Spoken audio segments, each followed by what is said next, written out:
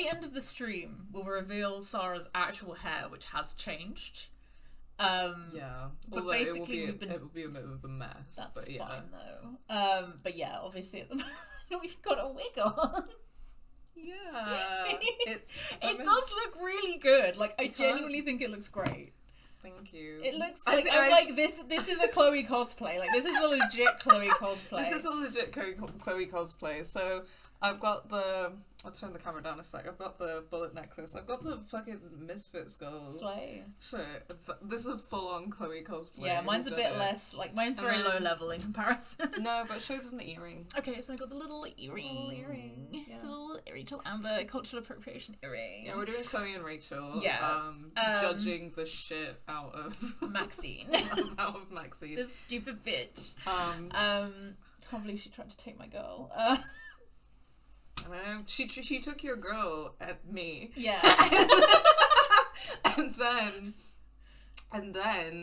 they broke fucking up. dumped her. And then they did, you know, bitch. Oh, fucked up. So basically, Rachel Amber survived. She's alive. She's here.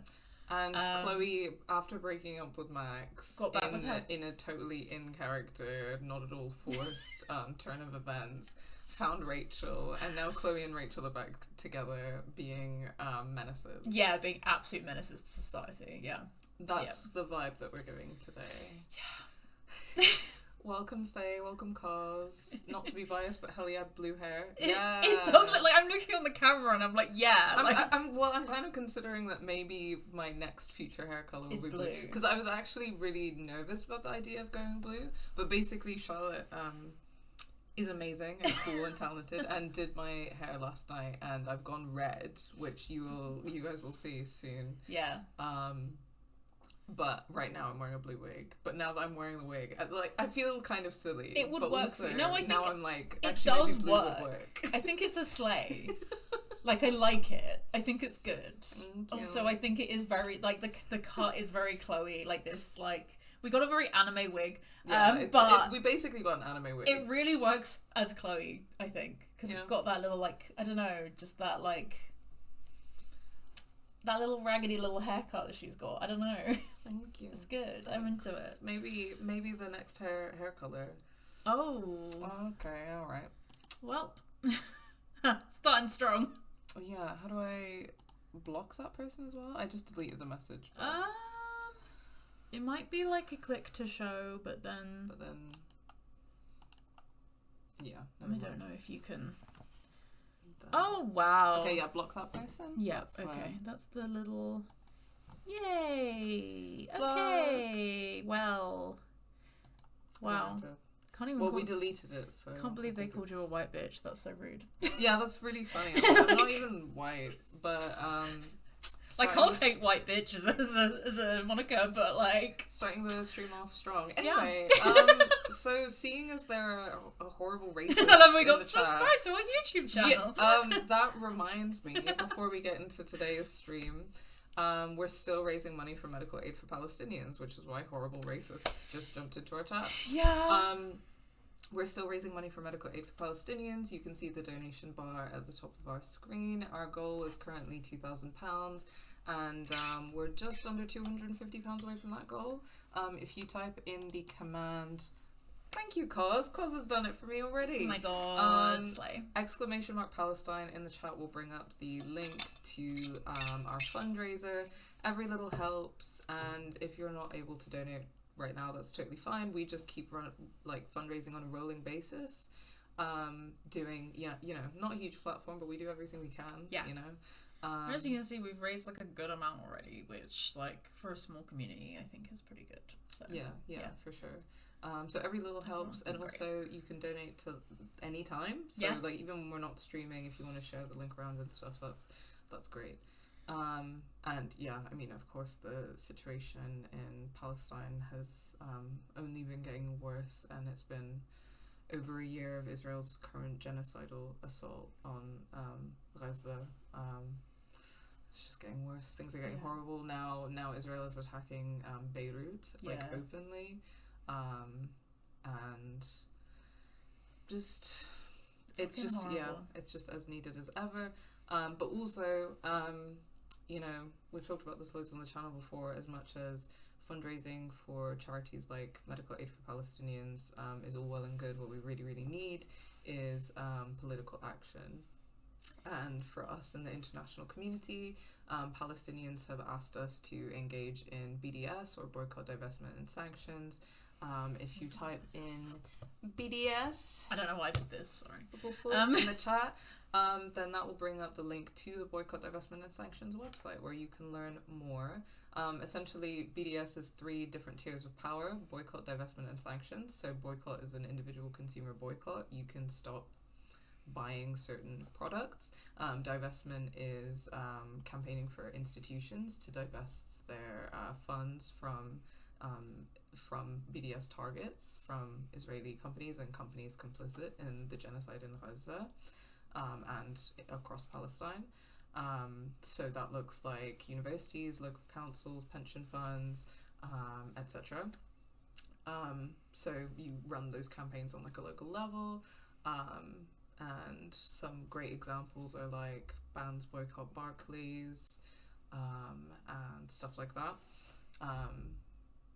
The things like the consumer boycott of places like McDonald's have been so far hugely successful. Yeah. McDonald's has reported a low since, like, in their sales since 2020. So that's pretty dramatic and huge, considering like people in 2020 were like ordering food inside and stuff. So there would have been a lot of like people getting McDonald's. So for sure. So keep going, keep going, and it is making a difference, and it is making a difference to these companies. Starbucks is the same.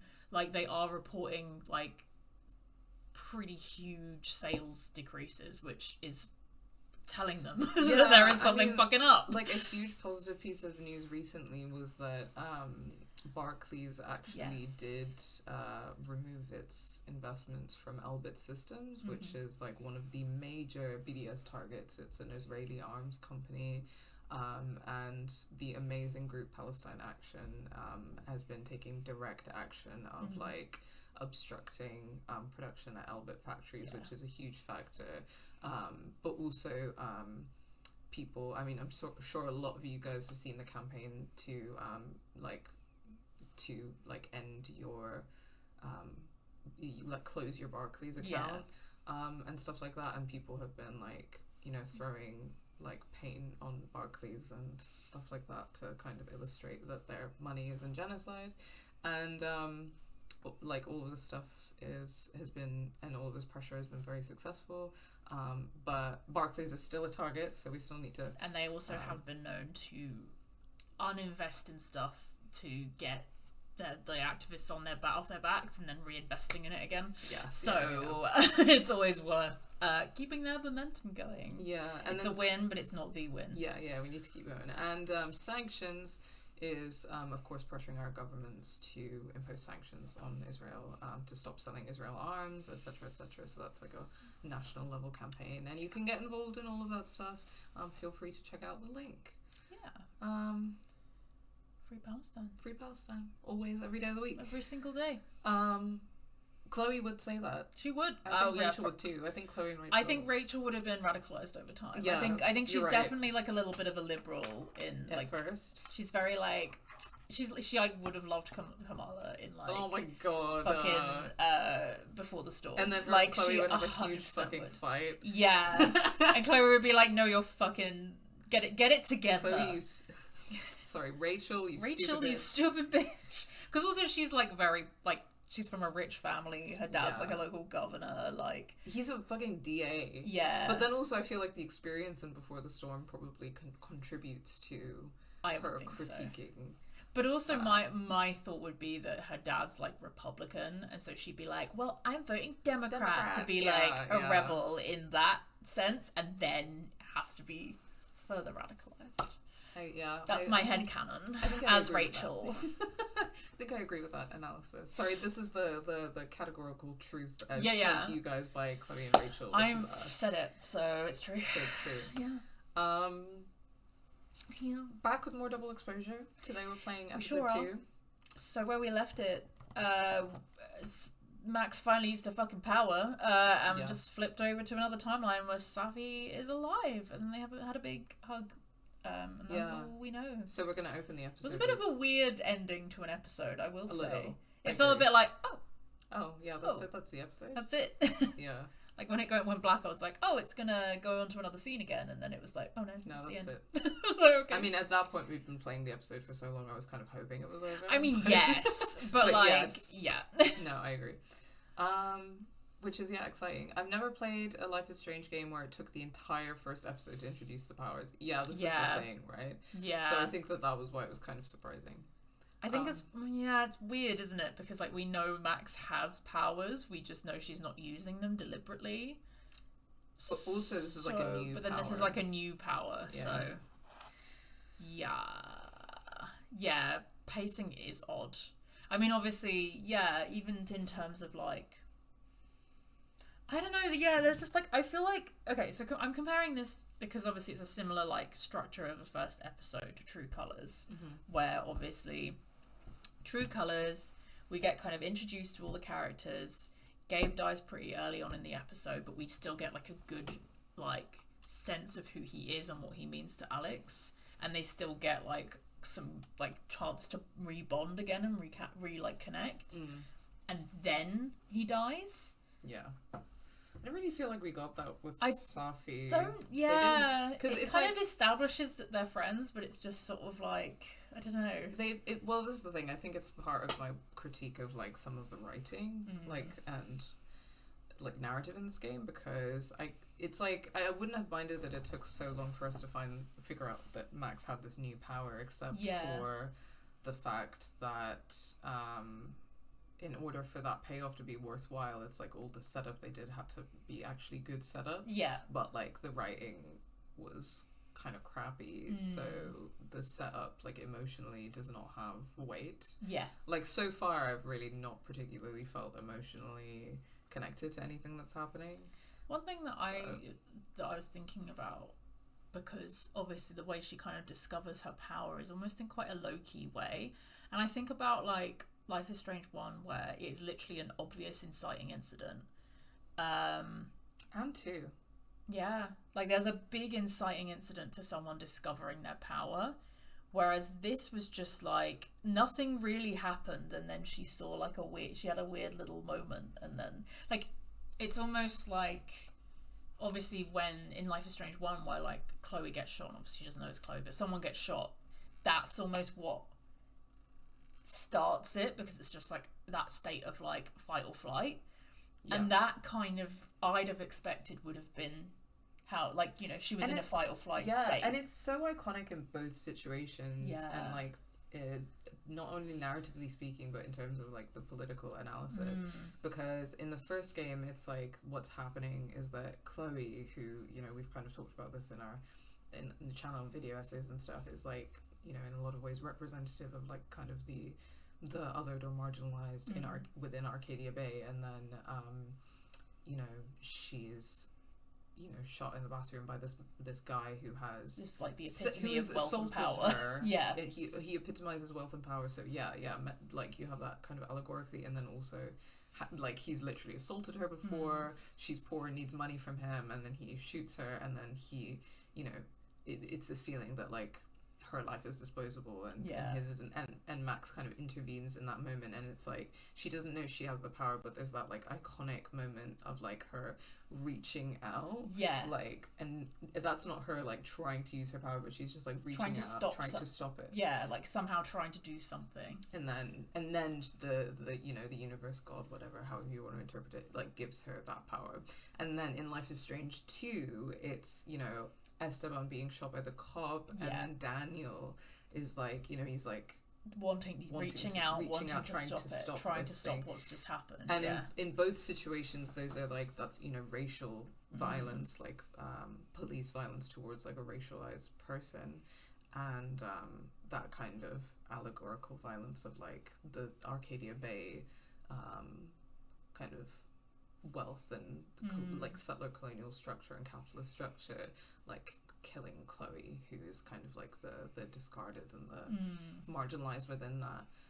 And then with this it's just like a random Tuesday. It's a random Tuesday, and she's unemployed on a random Tuesday, and that's what she's doing. Like, you know? Love Safi, but she is like she's a rich Arab, you know what I'm saying? Yeah. Well, it doesn't symbolically. But it doesn't even symbolically like feel like she's trying to stop anything. Yeah, like she's not stopping. I don't know. Yeah, I don't know. It's just weird. Which is not to say that like it wouldn't be good to mix it up, but I think that like it's just giving nothing. Yeah. Sorry, Cos said, so I checked out the choices you made. Totally missed the stream on Friday, my bad. And so you guys didn't find out Safi's big news yet, right? No, we did not. We don't know what Safi's big news is. I found it odd she didn't even try to rewind upon finding Safi's body if ever there's an inciting incident. And then Faye said, I guess the idea is she's learned her lesson from the first game. It doesn't really make sense regarding the other stuff so far. Yeah. Yeah. Yeah, I agree. Okay. Let's go. Jump in. Yeah. I'm a Leo. Ooh, okay. Alpha choice again. Ooh. Yeah. Goose. Oh, it's got little flowers. Let's check the indoor. Oh, I kind of like the flowers. That's cute. This is the same as last time, so let's do the flowers and the goose. Yeah. Okay. Begin chapter. But yeah, like I just feel like it would have made sense if there was like some kind of injustice happening and Max was trying to stop it, because that feels like such a iconic part of that. Sorry, I just realised I'm not wearing that. Chapter 2, Penumbra. I'm so awake right now. What's happening?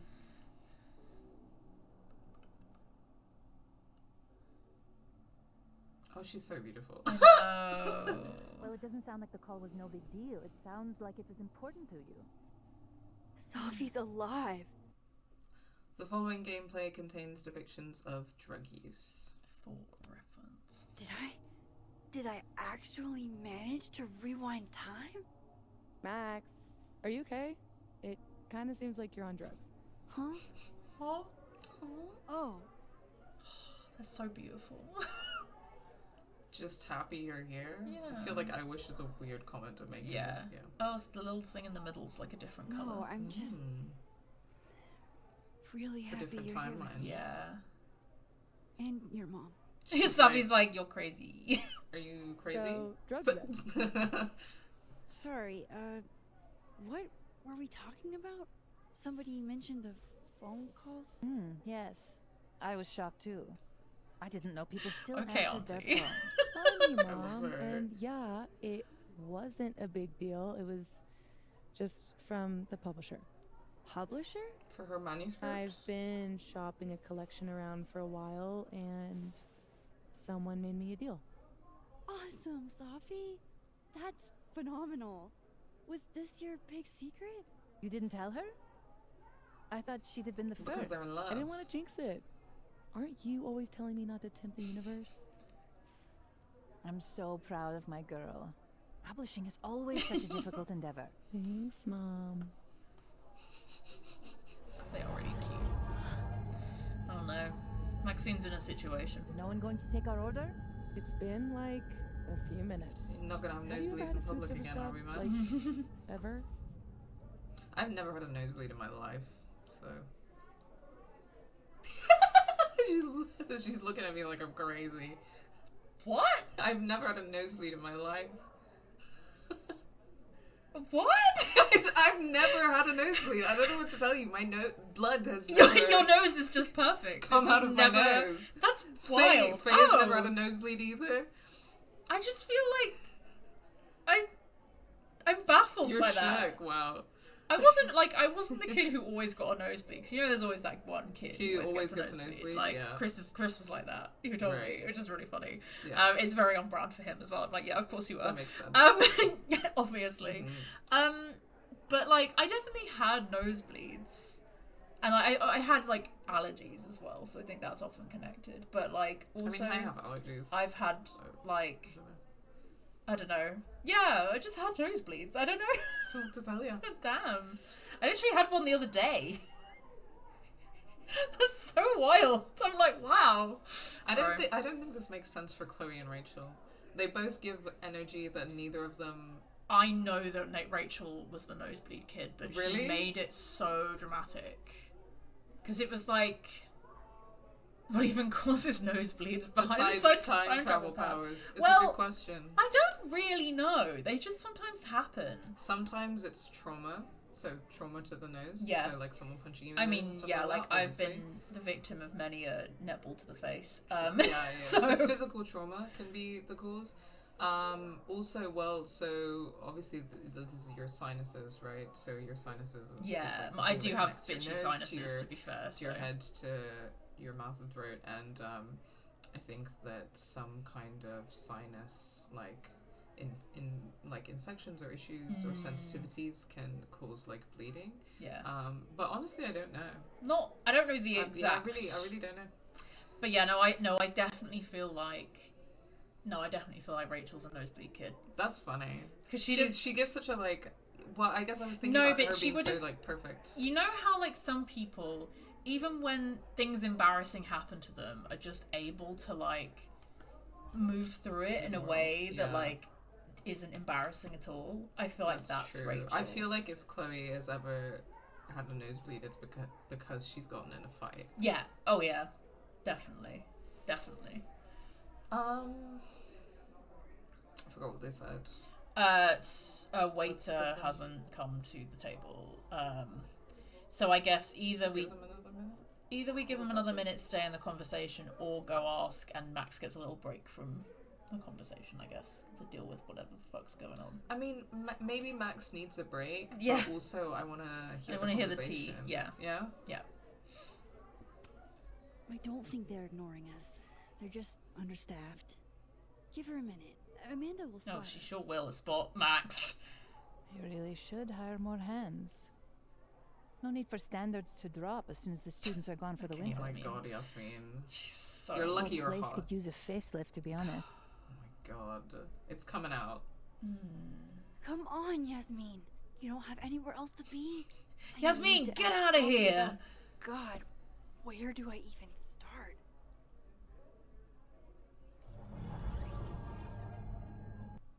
Saying this as Chloe, I didn't dump this bitch so that she would date Amanda.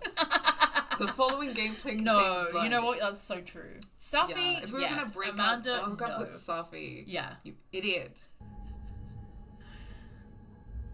What is What that? is that? Bitch, you know.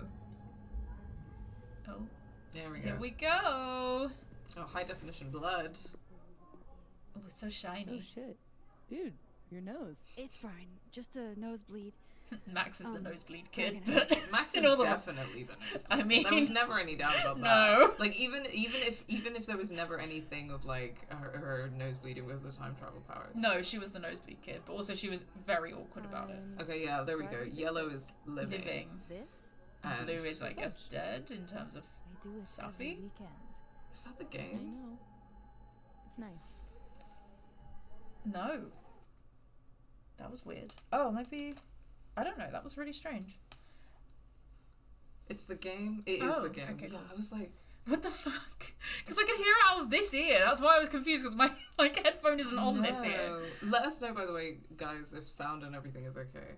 It's the tinnitus effect. Oh, okay. I was like, am I going crazy? Oh. Am I hearing things? I'm gonna have a I was- fizzy fish. You read my mind. Oh, red fizzy fish. The following gameplay There are contains lime and orange, the green and orange ones as well. So you don't have depictions to have a of blackcurrant one. drug use. I will not be having a blackcurrant one. Having a conversation yesterday, I am so adamant that blackcurrant sweets are the worst ones. Whereas my preferred sweets are probably the red ones, and then the second favourite is the blackcurrant ones. Sorry to be controversial. No. To be fair, blackcurrant is Did overused as a you fruit. do any campus activities? Orange in for high me. school? Cause you're right. Know all about my college days. Okay. Safi. Yeah, Mm. I know about your GPA. Drugs. I guess that prankster hasn't been back. Bet Amanda's glad. Native artist spotlight. Okay, yeah. Yellow for one timeline. Blue for dead. Oh, that's so funny. Blue for dead, like Chloe. Where's that sound coming from? Yellow for alive. Snapshot. Yeah, let's be weird. Let's take a photo. I still can't believe Safi is here. Alive. Like any candy lost in Kind of fire. normal. Yasmin, I mean, these are fizzy Everything fish is normal. from Maynard's. as if I didn't see her die Not 2 sponsored. days ago. In case this I'm does getting all a go blackcurrant one. sideways, take one for the team. Yeah. Okay, yeah, classic. It was supposed to be a candid. Max Caulfield. Yeah, red and pink are always bangers. You'll never catch me alive. Come on, Safi, put those arms down. Yasmin is like primed and ready to go. Oh, Safia, come now. Yasmin's like, I'm ready for my close-up. I think this is the best we're getting. Yeah. Ooh. A one. Ooh. Take another photo. Double exposure. Okay, wait. That's kind of cool. Whoa. Whoa! Whoa! Okay, wait. That's kind of... It actually is double exposure. Also, we can now move the fucking camera properly. No, we can't though. Oh. I'm still fucking stuck in this fucking spot. Fuck-ass spot. Okay, I don't know what I want to do with the double exposure there. What do you want to do? I would with say it? wait till Safi's hand's a bit more down and then see if you can get, like... She's just stuck in this pose, bro. Yeah. I don't think she's gonna put her hands down. Ooh, yeah, I can imagine that's fun. I'm Yeah, whatever. They gave us a double exposure feature and it's not even good. And it's ass. It's still ass. Post photo. Yeah, I think so. I don't know if blackcurrant sweets are mainly a thing in the UK. Yeah, I definitely think I would say I really love the citrus flavor ones. So orange, lemon, and lime are all good to me, but I also really love the red sweet. I couldn't really pick a favorite out of them. It's just the blackcurrant ones that I don't like. I actually love all of them. Yeah, I don't know why I think it's because we grow blackcurrants here. Yeah, potentially. It's like one of the like fruits we actually do, which is why everything is like fucking apple and blackcurrant flavored. Red and pink for Lost and Fairy. Good choice. Good choice. Good choice. The day I get a candid of Safi will be my crowning achievement. Okay, we got some stuff. Gwenchant for trouble. I love her. Final deadline for essays is 6 p.m. today. Please be prompt. What if I'm a couple hours late, says Reggie. Please email me about extensions, Reggie, but a few hours should be fine. Awesome, thank you, Reggie is Professor. pushing that, but yeah. Oh, every time. Could you guys not, like, have a more intuitive, like... Oh god, what's Amanda said. UI for this. Like, circle is always back. Anyway, Vin, what's the point of putting together an outfit if it's too the fuck cold in Vermont for anybody to see? Okay, he's just like me for real. This is part of what I hate about winter. Yeah. Juliet, I fucking know, right? I have a bunch of scarves that I trade out, but it gets boring after a while. Rowan, I like your coat. Where did you get it, by the way? Vin, I have no idea. He definitely knows, he just doesn't want him to get his coat. Yeah, it's just, I'm a summer girly in my heart, and in the winter I'm like, how do I look good? I don't know how to do that. Reggie, I'll come look at your wardrobe. Vin, if you come to my office, I'll kick your ass. Reggie, crying face. Safi, Cup of Safi. Cup of Safi. I'll take a cup of Safi. I'll take a little cup of Safi. There's substantial art out here, but people are too afraid to take chances. There's nothing under the sun by design. Nothing new under the sun. New under the sun by design. That doesn't mean we should give up. It means we should change our approach. Yeah, I mean, sure. Fair. I agree. Yo, kids, found my old poetry. How is Safi posting right now? Kids found my old poetry off social media and passed it around in class today. Fuck my life. Why? What's wrong with them? Says Yasmin. They suck. I doubt that. You're too hard on yourself. Moses, I'm not into poetry, but I read some of your old work and it seemed great to me. Moses, I love you, but you lie. Moses, honest. Diamond, I'd love to read some baby Safi poetry. No, you don't. Sad brown girl face. Okay, she's just like me for real, except that I'm not a poetry girly. Moses, the impossible happened. Safi, I'm too cool for nerd games. Loel and Fayed recently joined Mana Massive Draft 9 and crushed it. If you're gonna quote me, Moses, get it right. What I said was, your nerd card games aren't ready for me. I will never doubt you again. You only seemed like you were uninterested in the game. Impeccable strategy. Diamond, damn it, I was busy that night. Else I'd have washed you, Moses. Next time, though, bet on it. Moses, you know the door to my dojo is always open to leave challengers weeping in defeat. Do we have Chloe's crosstalk in this timeline? Do we? Do we? I don't know. I can give you the insider info. Chloe Price, AMA. And I'll answer in character, or I'll try to anyway. I'm not method acting today, but I'll try to slip in and out. Oh, Lucas, you fucking dickhead. I hate this cunt. For real. This morning I proceeded through the crunch of ice and the reflective rainbow of winter's glow upon our campus of Cathedral. Such beautiful Caledon winters. Alistair, I was similarly thinking about how beautiful the campus was this morning. I appreciate your depiction. Brown noser. Safi, is yellow snow part of the rainbow? Alexa, you're so talented. I couldn't come up with something like this in a week. Joey, is this a snippet from your new book? I'm desperate. Loretta. Oh, not fucking Loretta. Have you seen a ghost on Caledon's campus? If so, my DMs are open. Anjali, I didn't think you did ghost stories. Loretta, I don't usually, but I want to find out what's behind this ghost. Kyle, DMing you now. Okay, I should have said my DMs are open to everybody except Kyle and Connor. Kyle, ow. Get it, Gwen. About to ace my finals like I aced 3 straight rounds of beer pong. Reggie, was this before or after I saw you flirting with that one cute dude? Hope you showed him your secret beer pong technique. Okay. Okay. Moses, nicely done, Diamond, on your frat game and your flirt game. Diamond, Reggie's talking outside of his neck again. That dude was just a friend and I'm not into him like that. It's a weird conversation to have on, like, Facebook. Also with a tutor? Yeah. Would you mind reading while I eat this week? Yeah. Amanda.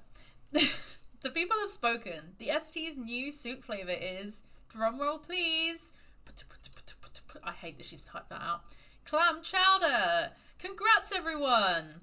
Gwen, I love a good chowder. New England or Manhattan? Amanda, oh damn, do we need a new poll? Chef's choice. Slim, New England. Okay, I didn't realize that was New York chowder. Yeah, I don't know what it was the all about chowder Boston thing is. Yo, anyone know Kyle says, yo, anyone know of a cryptid that would leave 3-toed footprints like a big bird? Martin, I know of a lizard man that has 3 toes. Definitely not a bird and from SC, South California. So probably not your cryptid. Connor, this is, specific? Why? Kyle, bruh, meet me in the North Quad. Wow. SC? Yeah, I'm not sure. I'm assuming, or South Carolina. South Carolina, yeah. The way Gwen shut down Loretta was utterly beautiful. I'm so in love with Gwen. Like, yeah.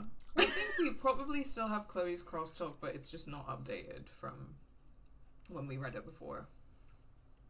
You know what I mean? What? Like, this is...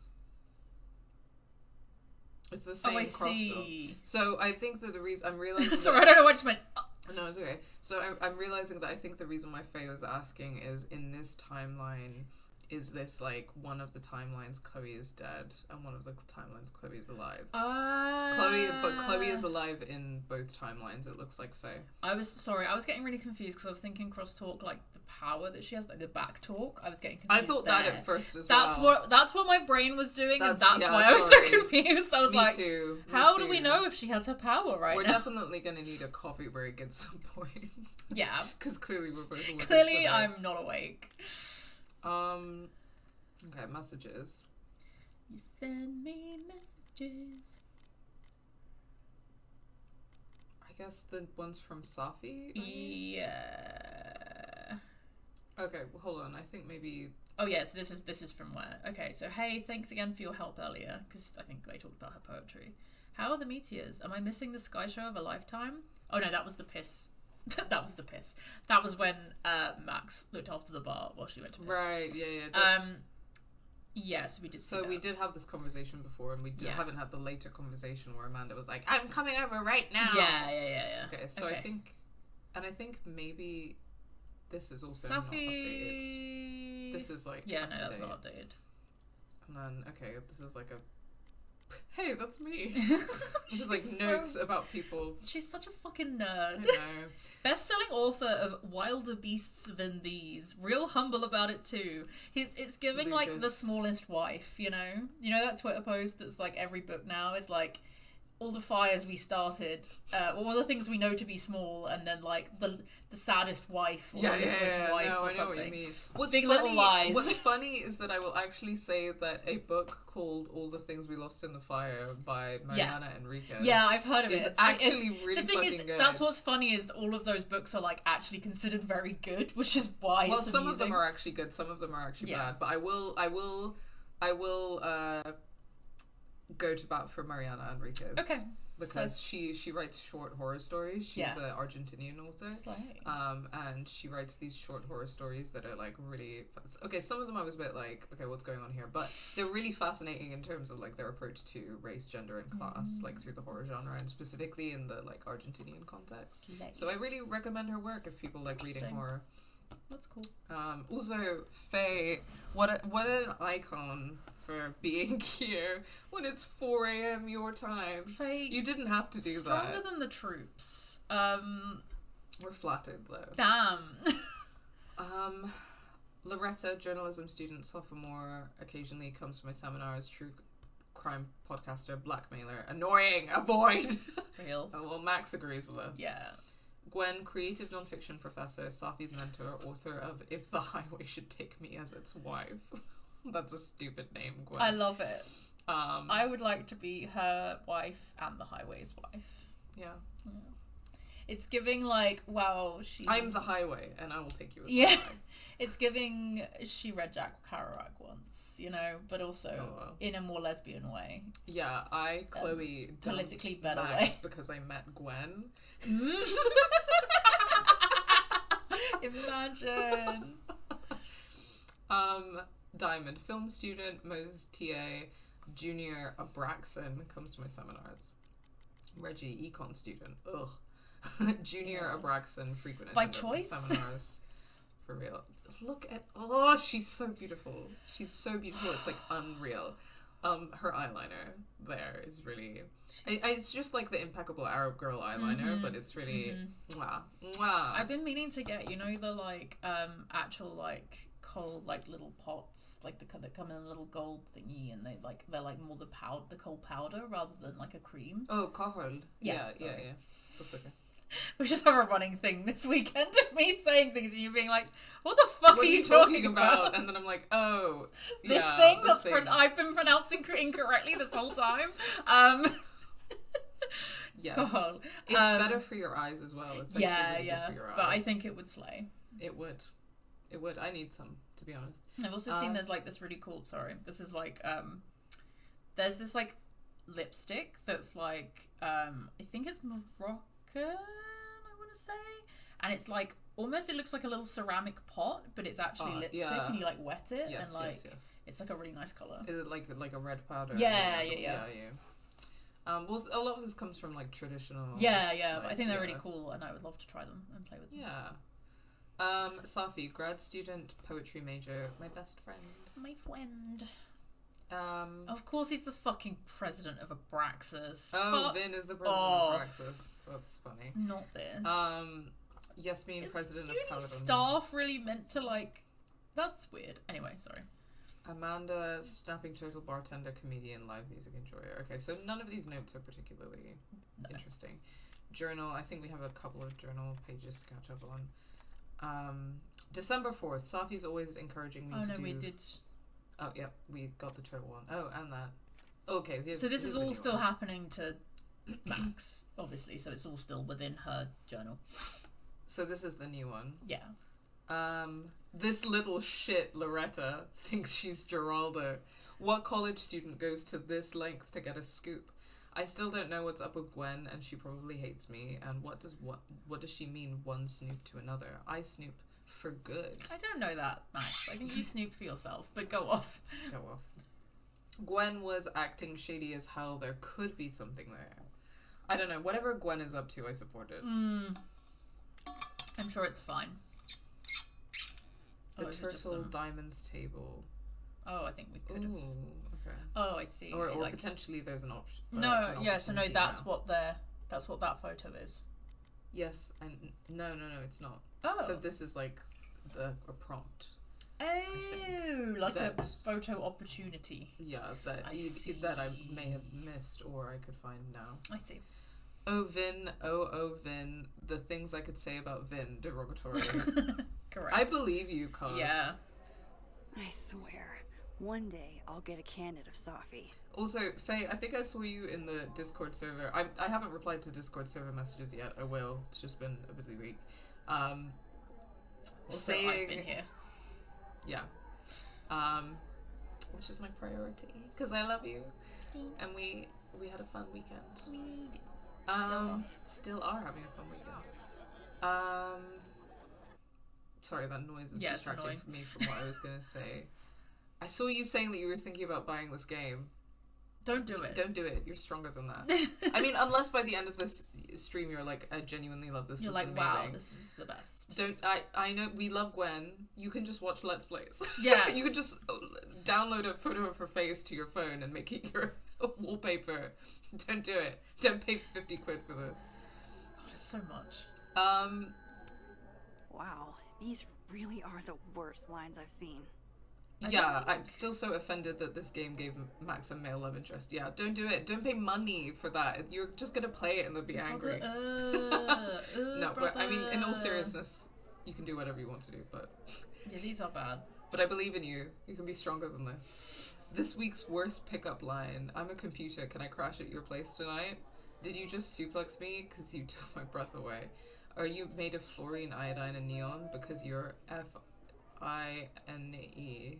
Fine. Yeah, fine. This is like a recalling that stupid line that you can write on Warren's whiteboard. Yeah. Okay, the tinnitus sound is really... Well, it's working. It's annoying.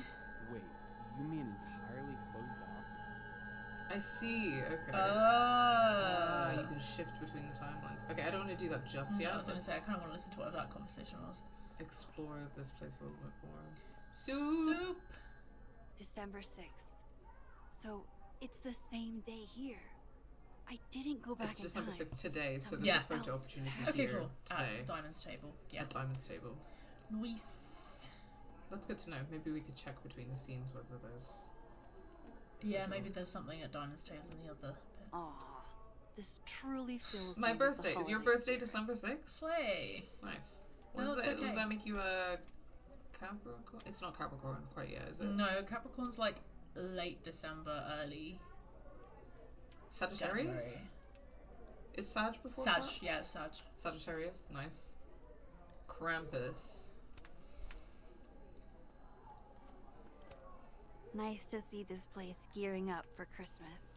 I'm an Aquarius, babe. Oh my god, so you haven't played Baldur's Gate 3 yet, have you? No. But Dean sent me the other day one of those, like, your star sign, which no. Baldur's Gate character you are, and I'm an Aquarius, and I got Shadowheart, and I was like, yes! She's the Goth GF, basically. Slay. Good for her. With, like, I know that religious Sagittarius trauma. Yeah, is- Diamond. Way to I'll go. say. I know Sagittarius is also a fire sign. I'm a fire sign because I'm an Aries. Sagittarius But I'm, is a as fire sign. Rachel Amber, I'm also a Leo, which is also a fire Also a sign. fire sign. Chloe is a Pisces, which Yeah. is a water sign. I don't have a single water sign in my entire chart. Which is crazy to me. Yeah. That's how emotionally repressed I am. Hello. I remember talking to my friend Eliza Is it about Krampus Cancer. my star signs, and she just went, like, my placements and stuff, and she just went, so that means you angry cry a lot. And I was like, wow. Yeah, red for for Phil. Phil. I think I remember someone reading my chart once and being like, are you okay? And I was like, no, There is bitch. nothing better than being read by your Is whole I chart. know. That's Krampus so parties? fucking funny. Who's performing? It's for the Krampus roast. Oh man, is this your first time? Yeah, Krampus on campus is, Interesting. yeah, that.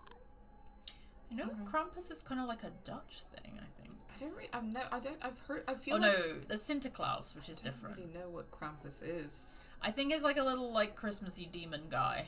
Maybe I He's can like a find the little source of mischiefy- that humming if I look around. Terror. I don't really know. It's possible that the diamond photo op is in the other timeline, but Yeah, I I just think want to make sure to look at and do all the things first. No, I Right, support. of course. There's okay. a snapping turtle, so there's an Amanda.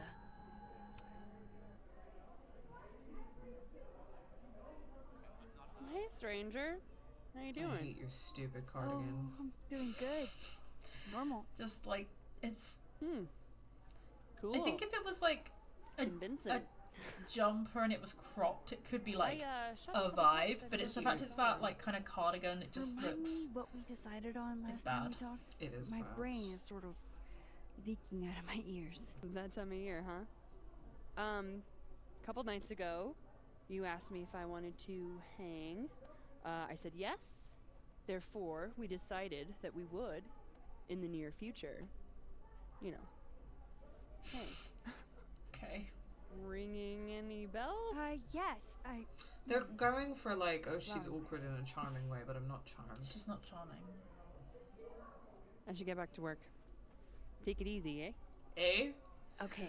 I Take still it easy, talked eh? to Amanda I guess 2 it's days. like- Why did she just go So Canadian? far, Maybe everything she is seems Canadian. Maybe she is basically the Canadian. I same. mean, but I've the not, campus I've is not like- heard a Canadian accent thus far, but maybe that's Unless just she's from Minnesota or something. from Minnesota. Yeah, Because possibly. they also do I the was air hoping thing, my don't They nosebleed do days a bit, behind yeah. me. It feels connected to that humming. I mean, I don't know, like how much Whatever Canadians caused actually it. do that thing. It's a bit more of a stereotype. Oh, And yeah. sometimes they do, but like 100%. not loads. But it's funny. But it is funny. Unless she's just trying to do it as a bit. As a that bit. seems like something Amanda would do. She's a little would. bit cringe. She is cringe. She's cringe. I don't know that she's free. Sorry. No. It took me a second Yeah. to realize what you were doing. I It was really funny. enjoy this weekend. Has just been like a series of me making jokes and then like There's a it delayed taking a reaction. little moment for Sara to be like, and then like laughs. Okay, let's try speaking to Yasmin and Sophia one more time. Hey, so Come on, Mom. I'm supposed to see through your invulnerable mom mask as I age. I like that you took drugs. Safia, Maxine is here. She's my employee. What? You can have lunch with your employee. Baby but you can't tell Yasmin about must all the have drugs you been used to do? so Legally? fun. What a baddie. Crazy sister. Like, Sorry? baby Yasmin, if she was like Come on. I don't know, I'm just Mom. imagining her I'm as like supposed to see such a through your like invulnerable mom hot mask little as I like age. I like that you took I don't know, drugs. stoner. I'm just so into it. That's funny. I love that. She's my employee. What? You can have Okay, the lunch same- with your same thing employee. again. but Same you thing. can't tell about Um, all the drugs you used to I do? was just thinking that I find that conversation funny because as we were pointing out earlier, Yasmin with Love has been like being very inappropriate Yeah. about employer-employee boundaries. Yeah. I don't know, Yasmin gives such a like repressed vibe, but like, okay, now that we're talking about it, Yeah. you know, that might not have always been the case, so that's the thing. But you know what? She doesn't really have this vibe, but what you're describing reminds me of. Have you ever heard of Lina Sualem? Maybe. She directed a documentary recently about her mother, Hiam Abbas. And Hiam Abbas is a semi-famous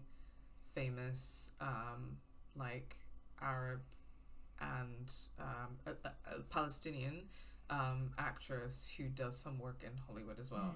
So apparently she's in Succession. Have you seen Succession? Oh, who is she in Succession? Well, let Where's my me phone? Google her for you. Yeah, because I've seen all of Succession, so So the documentary about her that's directed by her daughter, Bye Bye Tiberius, is wonderful. oh, is she? This is here, that's Yes, yeah. She's Logan's second wife. Yeah. I know. Okay, Okay, yeah.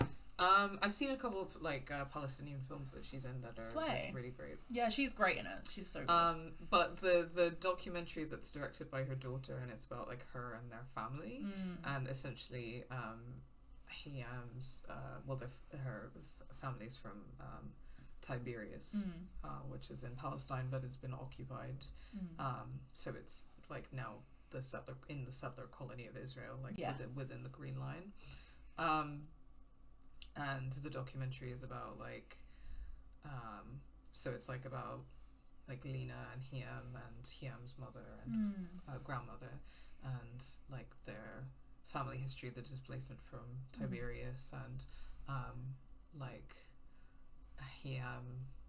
It's really interesting because basically, like, I think through this she realizes that Hiam Abbas, when she was younger, there's this kind of tension of, like, you know, as a Palestinian, there's that like connection of the land and to the land, and obviously there's like people trying to force you off the land, and many people feel and express this great like connection and devotion to the land, and like, we're not going to leave, blah blah blah. Yeah. But then, especially through this like these like family like tapes and like home footage and stuff that's part of the documentary, and like the footage that Lena films of like interviewing her mother and stuff like that, you get the sense that like she has that tension where she has that like love and stuff for Palestine, but basically like she grows up in this family where there are certain like expectations of her, and she wants to be an actor, and they don't want her to be an actor, but she and she like, you know, wants to date, but they don't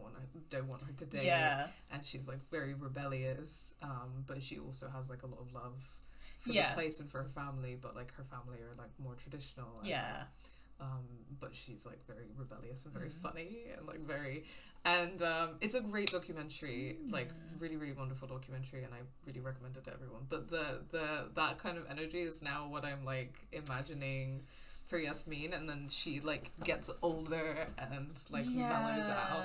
But also it does feel like, to me, and I don't know if this is like what you get from it, but like to me it does feel a bit like, not even necessarily her mellowing, but like she chooses to go along this like very like this path of success, I guess. Like she chooses to seek like a kind of success, and within that she has to really like play that like good immigrant thing, but also takes on a lot of the like values and of like the class she's trying to become, I guess. Yeah, totally. And I mean, it's a really good. Sorry.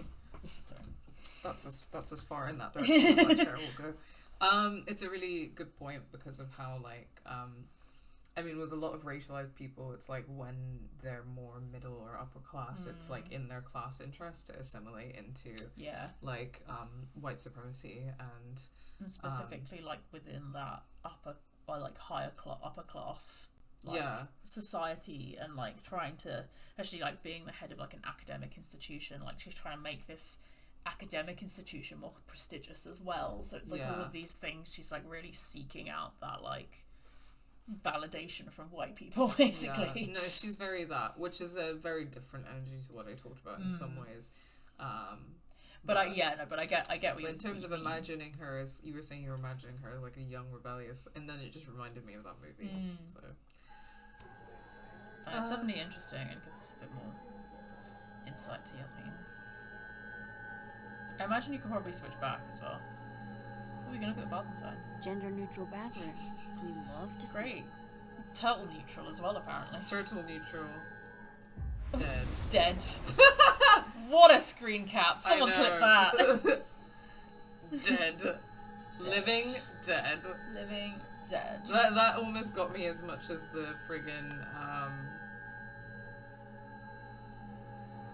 Chloe choice. The Chloe choice. Yeah. She's dead. We broke up. Yeah. On a Tuesday. Holy shit. I'm back, aren't I? Sorry. Dead world? This is so Maxine. crazy. That's hilarious. Why are you like this? I'm back in Dead World. Back in Dead World. That's quite silly. She's so goofy. What did you see in this bitch? I don't know, man. I got swept up in the whole childhood first love. Yeah, of it, clearly. I guess. I mean, you know, it's fucking yeah. Okay, so Safi dead timeline. Let's see. Hey Max, thanks for taking a minute to talk with me in the FAB earlier. I needed that, says Moses. There's something else, but probably best not to say it over text. You cool to meet up later? Of course. One option. Slay. Dead world, I can't stop laughing. My gut tells me it's not good Yeah, news. Faye. It's very why silly. would it be? I'm sorry. It is very silly. It's goofy as hell. Goofy as hell.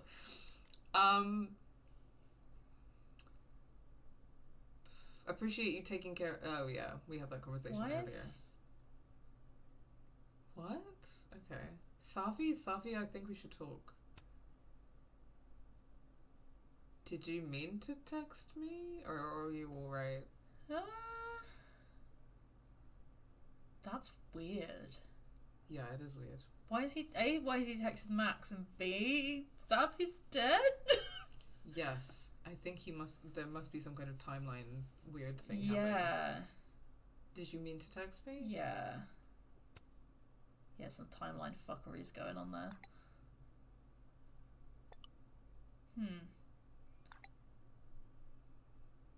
How could Vin mix me up with Safi? That's weird. Yeah, how? Can't even blame racism. No. This is Max. Did you butt text me? Sorry, that thing's got a mind of its own. You thinking about Safi again, huh? Aren't we all? Okay. Weird. Yes. Very weird. Oh, it's so... Oh shit, this is the Amanda I talked to this morning? Okay, so, there's a certain element of, like, us, as the game goes on, like, needing to remember what happens in the two different timelines. Yeah. Bow before your pickup line, Yeah, I queen. mean, they're the same ones. Oh, hi, Miss Caulfield. I'm sorry for your loss. Huh? Oh. You were close to Safi, right? Who's saying that to me? Oh, yeah. Who's saying that to me? Is that the guy on the table, or the... Oh, he's sorry, it's the guy on the bar. Right. So weird also. What the fuck is that? no Christmas I decorations. was like, on I this would say it's the other timeline, and it's like merging, but no. Okay, Yasmin sitting alone there. I feel like that might progress things. Yeah. So. Aha. Polaroid. Another Polaroid from our mystery photographer. Except...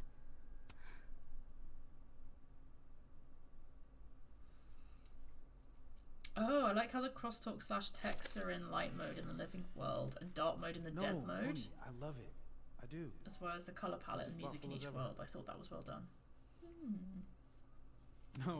No buts. Only, I know you. If you sent me a gift, it means you won't be coming this year either. I hate that they canceled Krampus for one dead Oh student. my god. Wow. Fuck off. Krampus isn't unsettling. It's fun. But honestly, I wanted you to finally meet Safi and Max. You'd love them. Okay, things are happening. Right. Next year for sure. Tony. And thank you again for the gift, Tony. I mean it. Is Tony? I'll be back, babe. Thanks for pointing that all out, Quaz. Oh, Tony's Moses' boyfriend. Oh, Moses is... We mentioned he had a fruit? boyfriend. Am I Yeah. hearing I stuff? didn't know that. He did. I feel like he from mentioned he had a the world? boyfriend in the first episode. I didn't see Moses in the snapping turtle, though. This yeah, I makes was just no thinking, sense. like, is she hearing stuff? Well, it No feels like Christmas an impression decorations from on the this photo, side. right? Oh shit!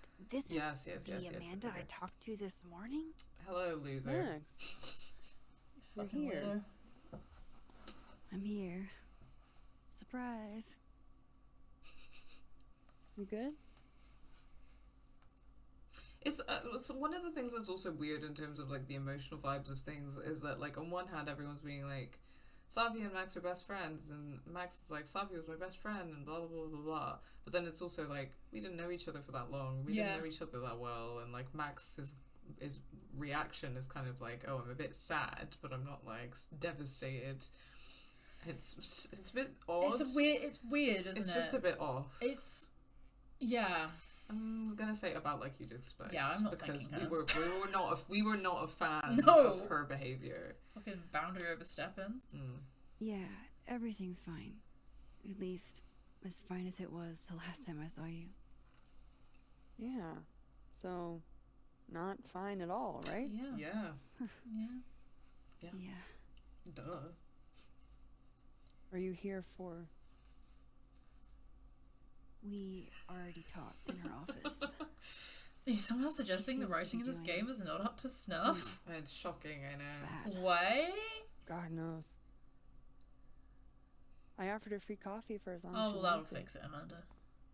That'll fix her dead daughter. I gotta get back to it.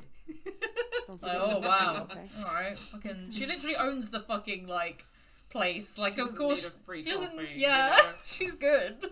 It's like, it's fine as a gesture, but it's like. It's not like, oh wow, yeah, I'm really great. I did this for her to really help her, you know? Yeah. Also, like with Amanda bringing food, I think that bringing food for people who are grieving is a really nice gesture. But like the way that she handled the situation, and the way that she handled the situation emotionally was like really bad. The food thing was nice, but everything else was like, girl, what are you doing? Yeah, it's just like it feels ulterior. You know, I don't know. It feels like there's something happening there where she thinks that that's her being a good person, but like, then is not following up emotionally. Yeah, it's odd. But I will say that so there are like religious and cultural traditions where as part of grieving, like community members and like extended family members are supposed to like bring over food to the grieving person's house.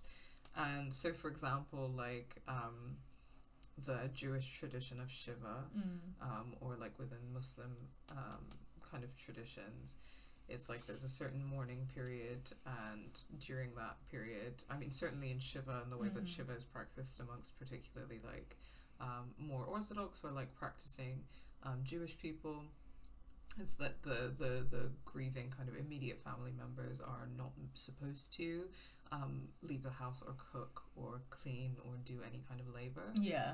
And people are just supposed to come to them and give them food and take care of them. Yeah. And stuff until that first mourning period has passed. And I think that that's really beautiful. I agree. I love that. That's great. I wish that was more commonplace. Yeah, I think that's, I wish that was more commonplace. And it's also interesting because I'm also thinking about how, like, I was rereading the article I wrote about Yellow Jackets the other day, because one of the things that I was thinking about when I wrote that article that I kind of bring up is, like, I guess the politics of food and emotion, because obviously, like, the show's thematics around cannibalism are, like, the cannibalism metaphor can be about, like, love and desire and all of these things, but also, like, the politics of food and emotion in general are interesting, because it was, like, within cannibalism, it's, like, how is, love or some kind of twisted or attempted version of love being expressed? Yeah. Like, is it in the giving? Is it in the receiving? Is it both? Is it mutual? Is it one-sided?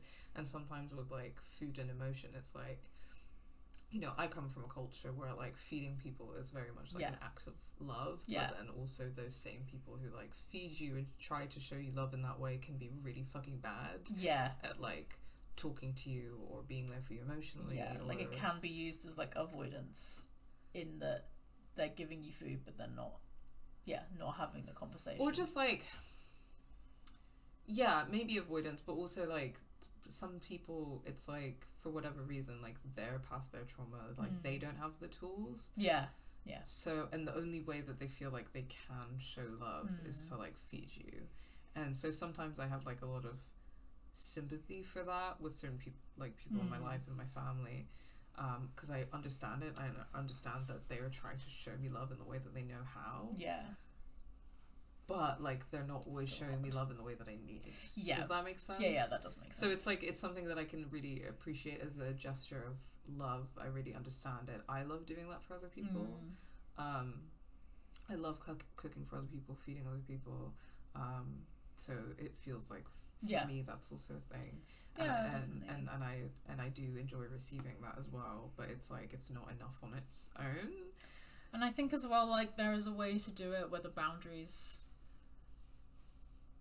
it is a way to do it that's more, like, polite and doesn't feel like boundaries are being overstepped. And I think what Amanda does is, like, because the thing is, she could have just, like, come over to Max's house with some food and just, like, not necessarily made her talk or anything, but just, like, gone to, like, wash some stuff up or clean some stuff for her, just kept her company, not made her, like, speak about anything. Instead it was like, I'm coming over now, and then Max felt like she had to clean up. Yeah, then Max had to clean up for her to arrive, And then also, like, she's basically taking the piss out of Max for grieving. With the whole, like, emo, blah, blah, blah, blah. Oh my God, in a way that, like, it seems like she's trying to, like, cheer Max up by joking around. But, like, Max, like, that's just not appropriate. Like, it's been, like, what, 2 days? Like, it's not... Like, I think I'm always a, like, trauma, like, humor and trauma person. Like, I always, like... For sure. Down to joke about shit like that, but it's time not... and place. Yeah. Yeah. Not the way that she does it. And then, like, yeah, kind of barrels in, gives her some food, which, yeah, is good, but, like, then, yeah, kind of, like, tries to make light of Max's, like, grief. And then, yeah, and then also Max then has to do, like, emotional labor in terms of, like, feeling like she has to host, like she has to tidy up, she has to, you know, and it's like, I think if she'd actually just arrived unannounced, but like, even if there's unexpected people knocking on your door, which I think can be tricky, and I know some people don't like that, I feel like Max probably did need some company, but again, I think that the way that Amanda decided what company she needed, if that makes sense. Yeah, because it could have just been like, I've turned up at your door, I've just given you some food, there's no other, like, you know, I just thought you should eat. Like, you know, you probably haven't eaten much in the last few days. I thought you could do with a good meal. Like, that's care, and that also is low pressure for Max because she doesn't have to invite her in. She doesn't have to say, oh, okay, like, I'll tidy up the house for you because she doesn't know anyone's coming. Like, and then if Max was like, oh, do you want to come in for a bit? Like, sorry, it's kind of messy or something. And then Amanda then could have, like, maybe tried to chat to her, but probably more like been like, oh, I'll sort that out, don't worry, or like, you know. Yeah, and you know, I think there's just a way that could have been done that would have been so much kinder. And you know what's crazy as well is that in terms of character writing, that was an opportunity for them to show that Amanda can be serious. Yeah. And instead, they just had her being, like, inappropriately, like, jokey and pushy and stuff like that. Yeah. But, like, to show, like, a rounded, dimensional character. Because I think if we, like, even if we don't think Amanda is for Max, like, I think she could still be, like, again, we're supposedly meant to see her as a friend, at least. And I don't even feel like I see her as a friend, because, like, she's not really doing what, like... She's not actually supporting Max. She's deciding what Max needs in that moment, which I don't think is helpful. I keep thinking about the scene with Alex and stuff. Yeah. I mean, which is huge. It's so good. It's got to be one of my favourite scenes in True Colours is the scene with Alex and stuff in the apartment. Yeah. And then also, like... Yeah, and I mean that you end up having Steph as such a, like, rounded character and friend for Alex in that way. But also, like, Alex does that for Steph as well. Yeah. Because that's when, like, obviously she reads Steph's emotions, and obviously, like, they talk about that later, and Steph's like, please don't do that to me again. But I do appreciate that you did it. Yeah, which is also Steph, but putting a boundary in place, and, like, yeah, that's good. I think they are a very healthy, like, couple. But, like, then, like... Alex realizes that what Steph needs is to be distracted for a bit, or to, like, you know, she needs the humor and the lightness in that moment, and that's when they play foosball. So it's like there is I mean, obviously Alex has the advantage of literally being able to read emotions, but I think there are things you can pick up on where, like, there are cues you get from people where you're like, okay, what is it that this person would like, and you can ask them. Yes. Like, it's like, I often, if, like, I know that, like, something I try and work on is that when people have a problem and they tell me about it, I go into, like, how do we fix this problem mode? And a lot of people don't want that in that moment. So I have very much learned to say, what do you want in this moment? Do you want to chat to me and we talk through it? And then, you know, we just commiserate? Or would you like help? You know, like, basically, like, what kind of help would you like in this situation? Yeah, you know? I think that Alex and Steph scene is a really good example of, like, that that being handled really well. Yeah. And when you put that side by side with Amanda and Max, you're like, okay. Oof. Another Yasmin. OG Yasmin? So many Yasmins. She's so strong. I'd be a total mess in her shoes. Okay. The writing is just so cringy. Yeah. Hi, Yasmin. Oh, Maxine. You're here. You're here. I'd invite you to sit down, but... I understand. Okay. I thought that was going to trigger something, but maybe not. Might just have to... I think, yeah, that was the soup poll. Oh no. I hope Amanda didn't spend all her soup energy on cooking for me. She didn't really cook. She made bread and a salad. Yeah. Like focaccia maybe, but like focaccia's a lot of waiting around, so she would have been easily been able to like make some chowder in the meantime. Okay, so I can't really. Oh, okay. I forgot I could pulse. That's the way back across. I know that's the way back across. Do I need to go back across to find something? So this is what it looks so. like. I also think that world. Diamond isn't here in this world. I don't think she's. I thought that Diamond's table was the one with the... Oh, yeah, sorry. I'm silly. We already got that photo. Yeah, photo. Okay, it seems... Yeah, and we already spoke to Amanda, didn't we? Yeah, so I think that's all of the things. Okay, so let's go back. Living.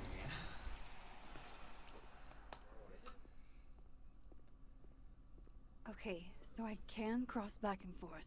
That's good to know. Safi and Yasmin are probably wondering where I am. I should get back to them. Okay, this won't be confusing at all. Yeah. Okay, yeah, we got the photo. Cool. I was just gonna look at what Cos was mentioning, which is like, yeah, okay, yeah, the light, it's in light mode. Yeah. Yeah, that is kind of a nice touch. Yeah, let's get back and to... helpful. Let's get back to our I girls. enjoy a little visual clue. Our habibtis. Yeah.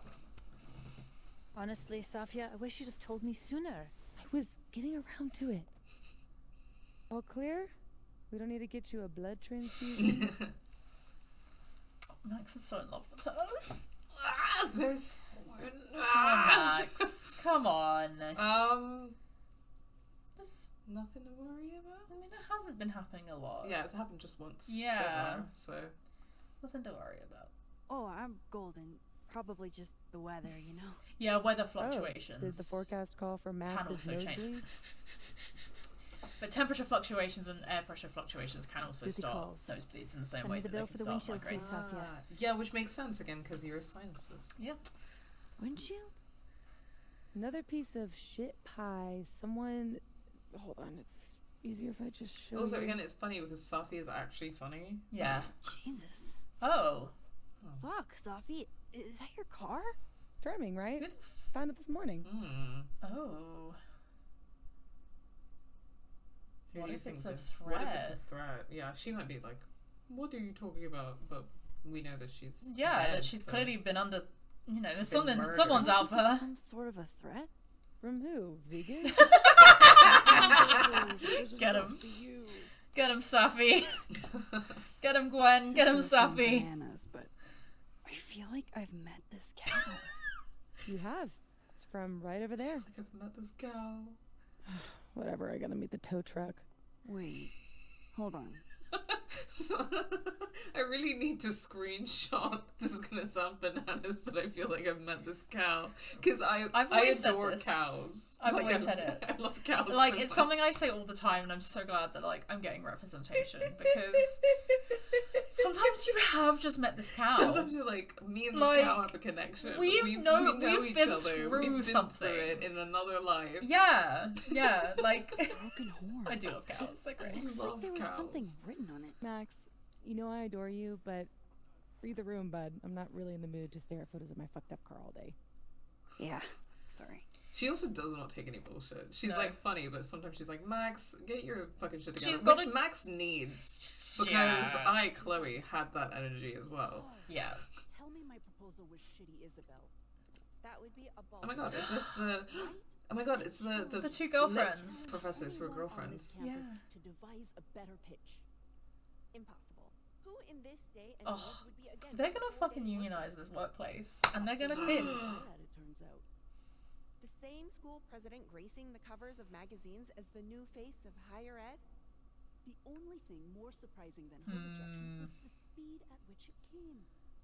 I really thought things would be different under her leadership. Yasmin. Yasmin. Okay, Yasmin is losing points. She was inevitably going to lose points. I'm not surprised. No. And I can't have one Friday for my son's soccer games? I'm right there with you. I'd love Union to be able to make my girlfriends. You're so Greek trip right. with any sort of regularity. When she told us a ways back that family was of the utmost importance, She meant her family. She must have just meant her family. She isn't the only one with a family. And neither are we. You sound like you're scheming. I love this for them. You and I weren't the only ones with something to gain if your proposal had passed. The more I think about it, the more I realize how comfortable Yasmin has gotten in her fancy leather chair behind her. Get her, yes. You're not wrong. She made a lot of moves and a lot of headlines. They're radicalizing. Crickets. I don't know what happened to the fiery woman who pushed the board, but she seems to have cooled considerably. Then it's up to us to be the fiery ones now. It's up to us to push back. Her rejection of my proposal isn't the end of the road. It's the beginning of a new one. I'm connecting dots and I'm having thoughts. Yeah, I'm actually also having thoughts, but you go first. So, Yasmin was okay, so let's put it this way, right? So, Yasmin has become the head of the school. So technically she now has the power she was seeking when she was actually pushing the board members. So when she was actually there could have been she could have not been chosen as the head of the school if she pushed the board members too much, because the board members obviously have to approve someone. But now that she is in charge, she's not pushing them as much. Maybe because she's complacent. But I'm wondering, is someone blackmailing her? And that could be connected to what happened to Safi. Safi's murder. Yeah. Exits patio. Okay. That's my thoughts. Yeah, I was thinking that what's going on with Yasmin and her complacency must be connected to Safi's murder. I think so. And I think you're right, it could be blackmail. Yeah. Because I think Safi is being murdered because of her families. Yeah. It's because of Yasmin. Yeah. And I'm wondering if the difficulty in Safi and Yasmin's relationship has something to do with bathroom key. Hey Amanda, any chance you've seen your bathroom key? The difficulty in Safi and Yasmin's relationship, does it have something to do with shit. I don't know. I don't know either. DEFCON 5. Sounds like you can hold it then. I'm sure it'll turn up in a sec. Oh, shit. Wait, no, I always forget that 5 is the good one. Oh, okay, she corrected it. It's bad, I think. Maybe take a look around. Sometimes folks just forget to return it. Yeah. Some kind of disagreement over and I can't have one something issues. Yeah, for sure. If only I could get my hands on that cow skull. Oh, maybe the bathroom key's in the patio. I'm thinking for the cow skull, you can just switch back to the dead timeline, because then the cow skull is still there. Oh, that's right. Big brain. Thanks, Charlotte. I'm glad that we're doing this together. Otherwise, I would have sat here for ages. La la la la la. Assassin 1. Assassin's Creed. Oh my god. I told you it can't be safe zone. Taking the bathroom key was like a real. I hate these shits. Did you see how many drinks he? Oh, hey, don't mind us. I love how in a recording booth their voices sound. Hey, do you have the bathroom key? I know. Yeah? Could I grab that from you? We're using it. We'll put She it back needs to when we're done. piss. You're using it? Girl's gotta piss. Yep. Yeah, what are you losers with your Nerf They are guns doing? definitely up to something with that key. Not that they're gonna talk about it with me standing here. What are they planning to do? Oh, possibly in the other timeline we can hear an echo of them. Oh yeah, maybe. Cool. Dock closed for the season. This is pretty. The skull's missing reminded me of here, Tell Me Why. but Tell me why. Ain't nothing but a honey. Tell me why. We do need to play that at some point. Power to look in on them. Again, I think the release of Dead World. Double Exposure really threw our little schedule up in It flames. did, yeah. Because we were gonna do Tell Me Why over the summer, and then late summer, and then Oofa doofa. That's gonna take Oofa some getting doofa. used to. Doofa. Girl. Bitch, if you don't shut up. I swear to God. nothing but a mistake. Tell me why. Oh, there we go. Are you reconsidering taking the job? Oh, is that a you were glitch? just fucking around when you applied. I was, but a fellow grad student getting shot to death gives you a fresh perspective. It's in the inside. Oh, here we go. So he comes out to get the bathroom key, and we shoot it? You're doing good so far.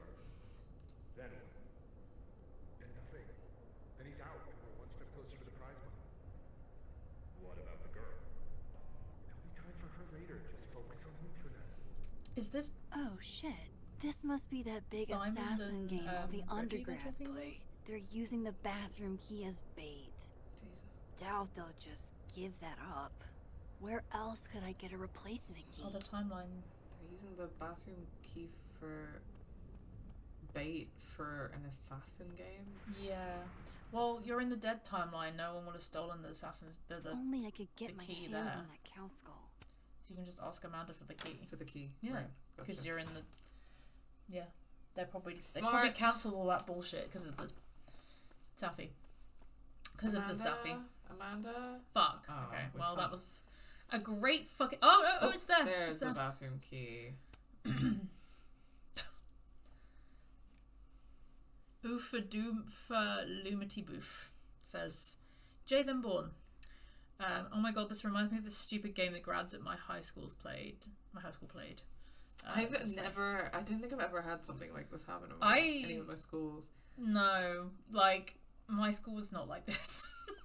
I also... Is Ufa... Oh, is this like an Oompa Loompa song reference? Oofa, doofa, loomity boof. That's funny. Yeah. Wow. It took me a second. The cogs in my head were turning, you were trying making to figure that out. connections. You were thinking of things. You had to use water balloons or a water gun to ambush someone and kill them. We'd have been in detention in seconds at my school. Fuck me. Okay, let's go do look the at the bathroom key thing first. Or should we do the skull first? I'm just We can do thinking skull. while we're here. Yeah, the skull's up there. It's just I'm wondering if it's gonna like progress the I think it'll story, be alright. but let's do it. Examine or inspect. Those are the same thing. There she is, safe and sound. There she is. There she is. My girl. It's her. It's her. I know that cow. I know that cow. I know her. She's familiar to me. We have. She's speaking to me. We have a connection. That's what it sounds like to me. Yeah. You're right for that. That's funny. That's so real. Welcome, Jay then born. Yeah. Thank you for joining. Thank you for chatting. Welcome to the stream. Only I could get my hands on that cow skull. Me as Fuck. fuck. Little short bitch. I'm gonna have to find a way to get up there. Size does matter, says Max. Okay. I'm pretty sure I just saw a stepladder. Where was that? Oh my god, not a fucking stepladder joke again. Do you remember that joke that Rachel made in the... So obviously there's a bunch of like minigame puzzles that include like climbing on something, but then there's the scene where Chloe and Rachel are in the car in Life is Strange Before the Storm, and they're talking about David, and I think it's in the car scene, and she's like, oh, what are you gonna call him? And you step douche, step ladder, step douche. And then she makes the joke, I would say step ladder because he climbs on your mom all night. And everyone was like, damn. Boo! That's great. Okay, step ladder. This one outside, or in the other timeline. Or in the other timeline. Fuck knows. This is complicated. Like, it's not too bad actually. I know, but I can foresee this getting more complicated. Is what I mean. You're right. Dead. Nah, nothing there at the moment. Okay. It is really funny having the thing at the top just being like dead. It's living. giving like Wasted in like GTA. Wasted. To all the cows we've known before. To all the cows we've known before. Wow. Truly. I think of them all. Okay. So if we'll have a look around for the stepladder. She might just put the stepladder up her ass and then go to the other timeline. Yeah. Classic Maxine putting things up her ass and walking around. the The joke she made about size mattering has now just got me thinking things that I don't know if I should repeat on stream. Okay, well, if you're not sure if you should repeat them on screen, then maybe you should just. I was gonna make a strap joke, but yeah, yeah. It's okay. We're good. Everything's fine. Everything's fine. Living. I'm living. It's so as like a gameplay concept, like I do like this, but once again, the writing is bad, and I don't want it to be a Max Caulfield story. You know. But again, the concept, like I think the way the puzzles can work in this concept are smart. Yeah, I do like this is a gameplay I do enjoy. Step ladder. There we go. Take. Put it up your ass. Literally, girl. In her butt. In her butt. No wonder she's so uptight all the time. In her tiny little butt. I must say I love the murals in this game. There are some good ones. I'm personally not a fan of it's cow. Sorry. Cow. Well, I'm a fan of that one. Ooh. Oh no, was the cow okay? I don't think so. I don't know if it was you I was talking to about this the other day or someone else. But you know what I think radicalized me? Okay. Cows with guns. Do you remember cows with guns? Have you never seen cows with... I'm going to have to show this to you later. But basically, Cows with Guns was this video that was on the internet, like, when I was a kid. Right. Like, I think, like, late primary school, early secondary school stage. It was, like, on the internet. Yeah. And it's, like, this... Yeah. Learning what the internet is. And it's this animated video about, like, there's... about cows becoming radicalized and engaging in armed resistance against capitalism and like the factory farming industrial complex. And it's like it's a music video and there's a song. Nice. And there's like a cow version of Che Guevara. And it's like, we will fight for bovine freedom and hold our large heads high. Incredible. We will run free with the buffalo or die. Wow. Cows with guns. That's Cows the chorus. with guns. That's good. Wow. I've learned so much today. Is Google cows with guns. I will. People in the chat. Yeah. I'll show Charlotte later. Okay. I'm familiar with the Ace Attorney jokes of character bickering about the difference between ladders and step ladders. I've not seen that. No. We should probably also look up that joke. Okay, so I got a step ladder. Just other timeline? Oh, wait, bathroom key. Bathroom key. Am I opening the bathroom? Yeah. Or... I don't know. Giving the bathroom key to someone, or... I don't really know why we need... Oh, maybe the bathroom key was in... No, it wouldn't have been. It was in this timeline. That's fucking confusing. Oh, put the bathroom key on the thingy, maybe. Nice. Key. Now it's back. Yeah, I think I watched Cows with Guns when I was, like, a child around, like, 10, 11 years old. Oh, it's these two that were gonna get fucked over by the Abraxas thing. You're welcome, dude. Saved him from getting... Loyal flush. Wow. Okay, well, we did something. Thing. Okay, so now we can go back with the stepladder up our ass. We know what you're into, Maxine.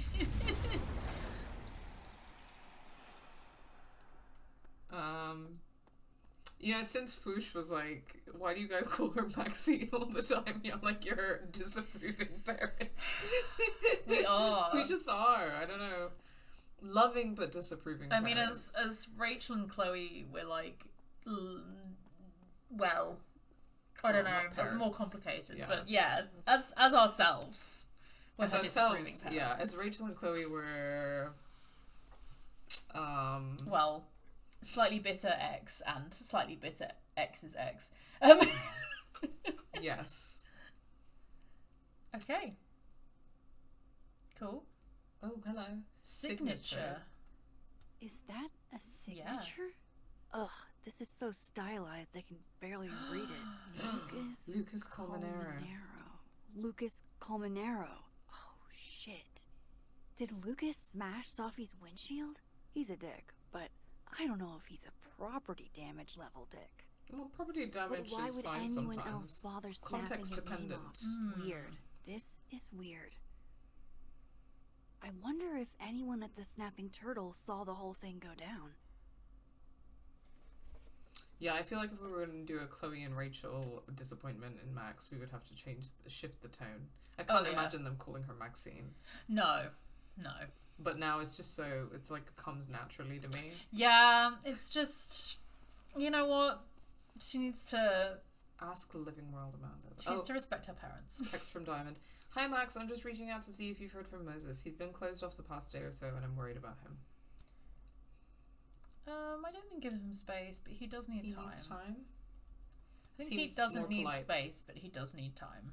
Be patient with him. He'll open up eventually. You're probably right, but it's not good to internalize this stuff, you know? I know.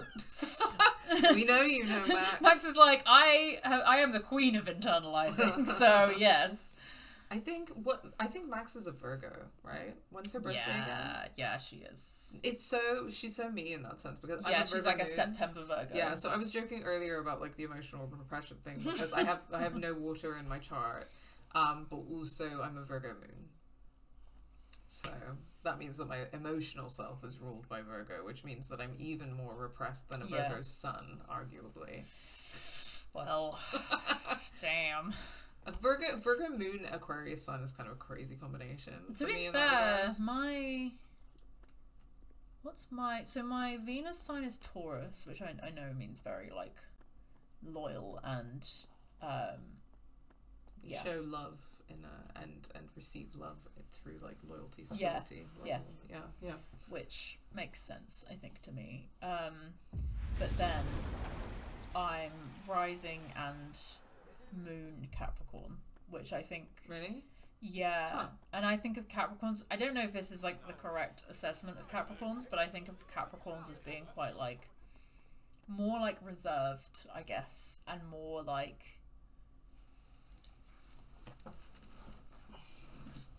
I don't know, like a bit more reserved and aloof, I guess, and a bit more like I guess hard to please. Yeah. And I think there are I think depending on the situation I'm in, like I've definitely seen myself at work be more like reserved, I think, than I am not at work. Yeah, but that's funny because I don't know. Anyway. I feel like I don't really know what Capricorn vibe is as much as I do a Virgo. I feel like I know that Capricorn and Aries are very like opposing in energies, like which is why I think Aries and Capricorn. Yeah, I'm an Aries rising. Yeah, which is fun.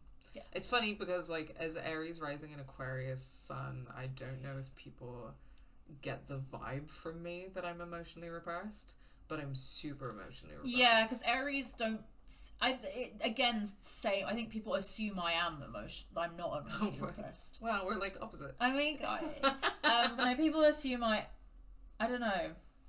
Best friend who was a Capricorn and what Charlotte was saying sounds right. Yeah, I think it's like not necessarily like mean or like controlling or anything, but it's just a bit more like you have to kind of earn trust, I guess, a bit more. Like they're a bit more like I'm not giving everything all at once. And but is very opposite to Aries, which is like Aries is like I'm fucking here, bitch. Yeah. But I feel like that is very much. I'm more Aries, I think, with people I know really well, or like with makes sense. Yeah. In situations I feel comfortable, whereas I'm much more like in a situation I'm less comfortable. I go more into the Capricorn traits of being like, I'm gonna wait till I fully trust you to like be more that makes myself sense. around you, which I think that makes sense. What does Max need to do for us to full name her, to get her last name? Oh, she has to really fuck up. Yeah, she really has to fuck up. Yeah. So, Faye suggests, I don't know, befriending cops. Yeah, I think if Max was doing a full, like, if she's doing, like, cops on the... She's had a couple of, like, white girl moments where I've been on the verge of being, like... Yeah, it has to be, like, a real white girl moment. Yeah. Which that's in her wheelhouse. That's in her. That's in She's got that dog in her. She really has. Yes. Okay, I'm gonna ask Amanda about the thing. Hey, Amanda. I have kind of a weird question. Do you ever have non-weird questions? Fair. I'm gonna crack into this muffin. Would you like half of the muffin? I would love half of the muffin. Yay. Let's see if I can make this muffin half correctly. My instinct was just say no. Never, ever I've been cursed by a witch. I see. That was a goofy joke. All right, hit me then. Yeah. What's the question? Very Maxine joke, though. Have you had any skulls go missing lately? Wow. That's an extremely specific question. And I can't believe the answer is yes. Our only skull, in fact. I don't know why her line delivery was so slow, I'm dying to know why you ask.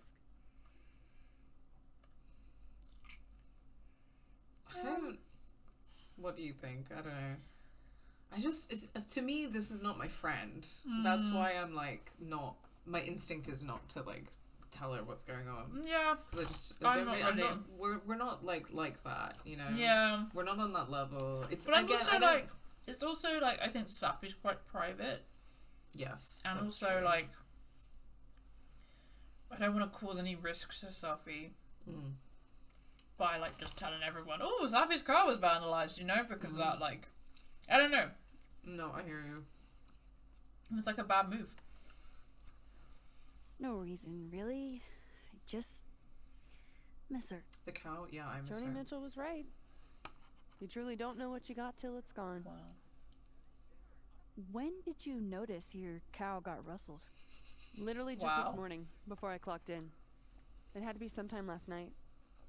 Did you know it had Lucas's name on it? Who? Oh, Colmenero.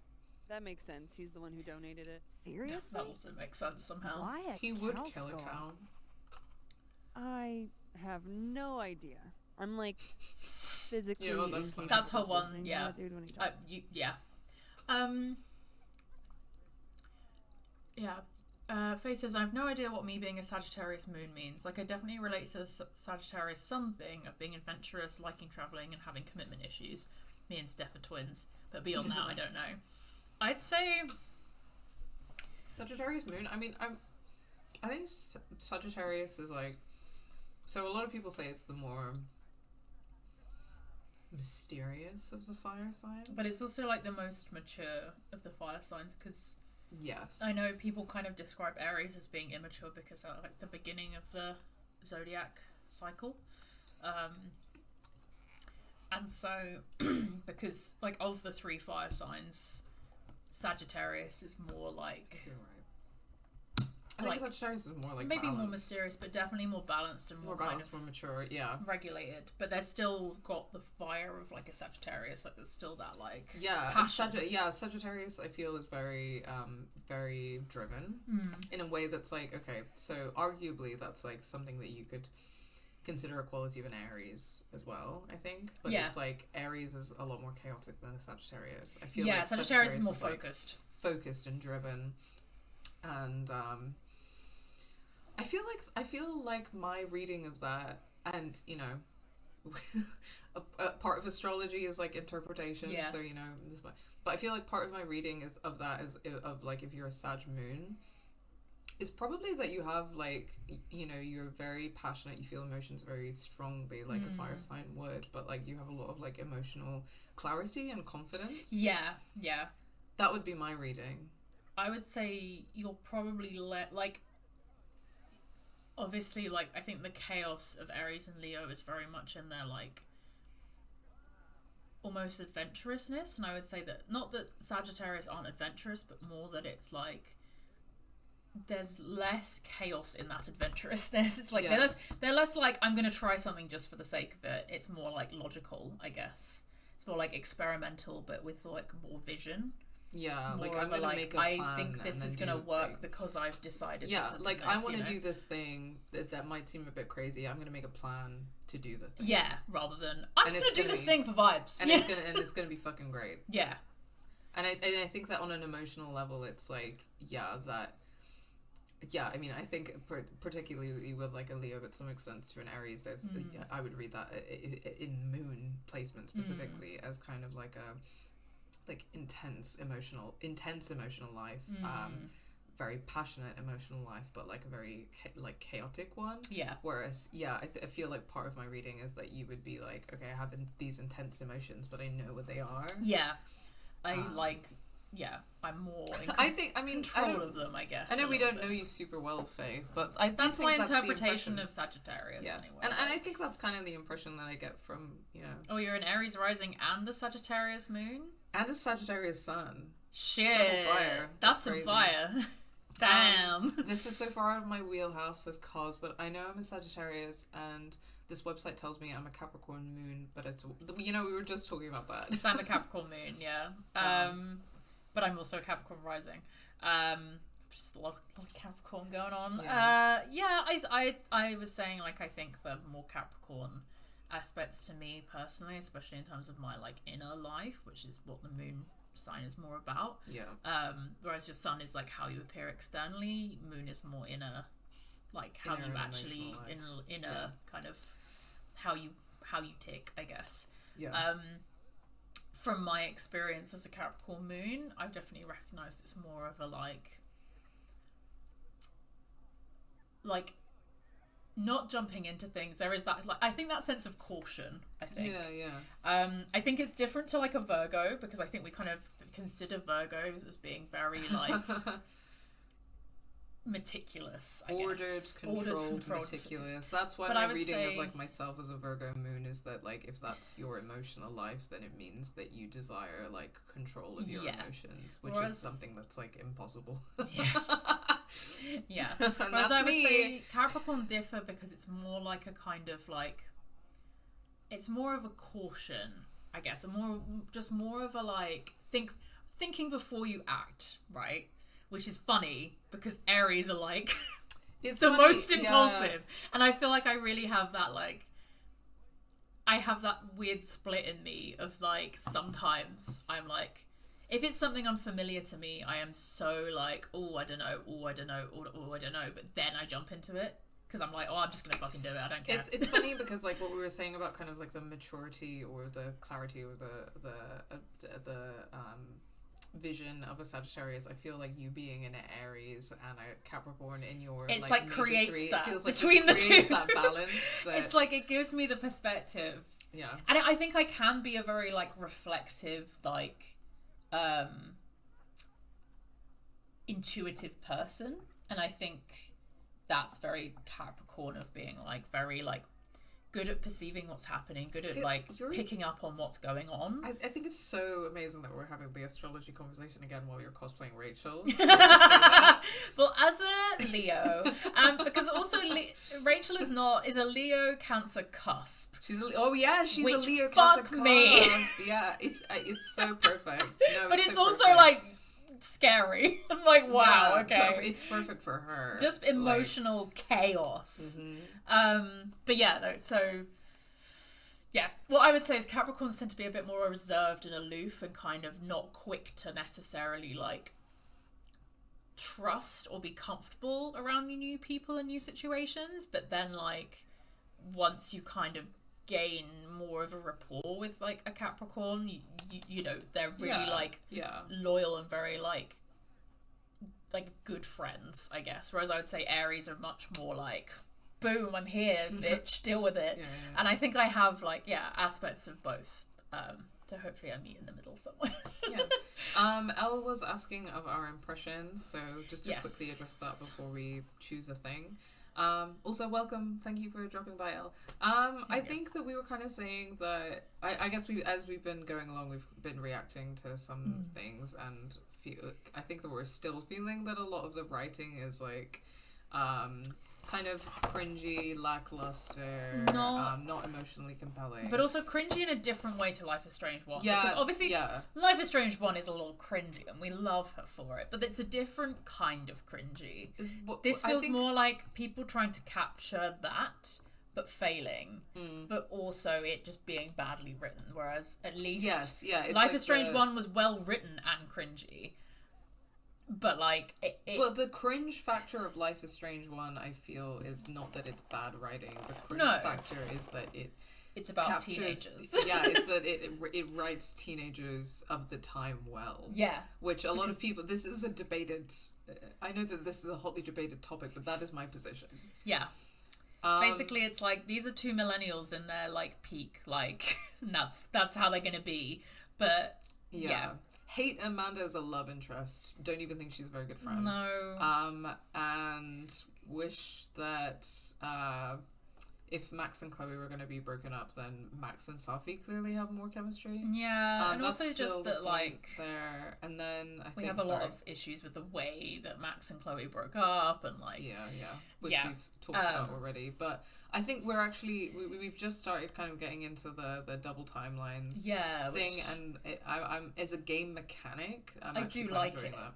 And I think some of the original characters I'm like interested in a little bit. I'm still not really like super emotionally compelled by them. But I think I'm not as locked in as I have been in previous games. Like like I found that again, I think there's a lot of similar themes in True Colors, which is why it's a comparison point, and obviously it's the same writers.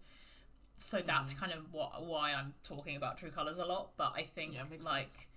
The way it introduces these new people is very cleverly well done. Like, and you feel like you know these people very quickly, whereas here it doesn't feel like I actually know that much about these people. It feels very like detached, and maybe that's because it's Max as well, and obviously, as we know, she's not the best at connecting with people properly emotionally. Chloe and Rachel are back with matching cheese strings. I've not had these in so long. They used to bring me so much joy when I was a kid. I don't know if people have them in America or Canada. If not, wow, are you good? Look at this. It just still the brings me joy of peeling them. It's food that you can play with. I mean, you can play with all food. Honestly, but, like, this is elite. Like, food that's designed for you to play with. It's just such like, and it's just a piece of cheese. But it's so stringy. Oh yeah, we have those. Slay. Good. I'm glad. I'm relieved. I made it look like a banana. Okay. And it's tasty. Hell fucking yeah, I need to get some of these. It's just cheese. What more do you want? Okay. Was Lucas here, or should we be like, you don't seem broken up about it? Yeah. You don't seem broken up. You're not gonna miss the creepy cow skull? Even a little? If it was one of the local pieces, I might be a little more broken up about it. But considering the source, I'm probably not going to lose a lot of sleep. Did you see anything suspicious? I mean, she's Max the investigating. Abraxas kids are perpetually suspicious. They took up like 6 tables last night. Maybe one of them saw something. Hell, maybe one of them stole it. Thanks. I appreciate the info. Anytime, Nancy. Okay, this is like the only time I found Amanda funny. Yeah, and it was when she wasn't even really trying. What is going on? What is going on? What is going on in the House of Commons? Yeah, okay. What on earth is going on in the House of Commons? Yeah, we've for people who are just joining us, we did mention that we've got a little theory connecting the dots that like Safi and Yasmin having their disagreement might be something to do with like the political situation with the university, which is that Yasmin is like rolling over to the board and she's not supporting a 4-day work week and blah blah blah, even though that was like something she used to be like super pro before she became head of the president, I don't know, whatever she is, and that maybe she's being blackmailed and Safi's murder has something to do with that. Okay. Lucas, cow skull. Someone chucked a cow skull through Safi's car window. Could it have been Lucas? Moses said that Safi hated Lucas's guts. She's right for that. If there was bad blood there, maybe Lucas took it out on her car. Missing horn was signed by Lucas. Amanda says Bessie belongs to Bessie the cow belongs to Lucas, and that he donated it to the snapping turtle. Why would he donate a cow skull? Someone checked and why? Amanda says the cow skull belongs to Lucas. Amanda says the Abraxas kids might know something since they were there the night the cow skull went missing. I love solving mysteries. Safi hates Lucas's guts. Moses is used to Safi being secretive. Apparently that's as normal for her as it is for me. Lol. Moses and I found Safi's body that night. He called 911. We were questioned for hours. Started talking to each other about how we're gonna go through this together. Get through this together. I'm gonna eat this cheese string. Would you mind reading? Yeah, that's fine. I think cheese string's better than Baby Bells. Wow. Stop. That's so controversial. And yet so brave. Brave. I don't know if I agree. I'm gonna eat that Baby Bell. And then we'll review. I think the play factor is strong for me. And I think the cheese technically for the cheese strings, the cheese is not as good in terms of like the quality of cheese. Yes. But in terms of a silly little snack. Okay, yeah. Like obviously this is not quality, it's more like enjoyment. Satisfaction factor. Oh, thank you for the follow, Jay. Thank you. I don't think we noticed that. Sorry. No, we didn't. So someone threw a cow skull through Safi's windshield. The Abraxas kids might have taken it from the snapping turtle, and they report to Vin. Vin runs Abraxas. He might have had his goons steal the cow skull. Yeah, there's nothing else. Okay. That's it. Thank you. That's where we're at. I think the mural behind Max looked like it had the lesbian flag colours. Oh, well, look. Oh, I think I saw that. I do enjoy the wax of a Baby Bell. The wax, yes. I used to do the same. Like the wax. Yeah. So there is a play factor. There is a play factor. I just think it's not as fun to me as the peeling. Okay, I think that we need to do a tier list of cheese-based snacks based on what if it's deliciousness of the cheese, quality of the cheese, the play/joy factor. Because to me, these, you know what these taste like. And what else? I don't know what else our criteria is. Whenever I go to like a little like Arab-owned corner shop near me, they usually have cheese that tastes a bit like this. White cheese. Yeah, like the white cheese. We love like white solid cheese. White cheese. It tastes a bit like this. We love white cheese. Yeah, it's a banger. I love it. I love that shit. Just a prank. Yeah. What if this Safi is in danger too? There's quite a few different types of white cheese, but most of them are good. One way or another. At least I do kind of wish. I don't know if it melts, but I would love to have this in like a grilled cheese. And the Abraxas Society. Baby Bell grilled cheese. Sometimes my mum gets like white cheese and she makes me like a grilled cheese with za'atar and olive oil in it. Find the skull rustler. Yeah. Save Safi. It's so delicious. I didn't even know what to tell you. My best leads Lucas Colmenero and the Abraxas Society. She's sleuthing. When I'm home, it's like the one thing that I'm like. the head honcho of Abraxas. Everything will be okay if I just have that one za'atar grilled cheese sandwich.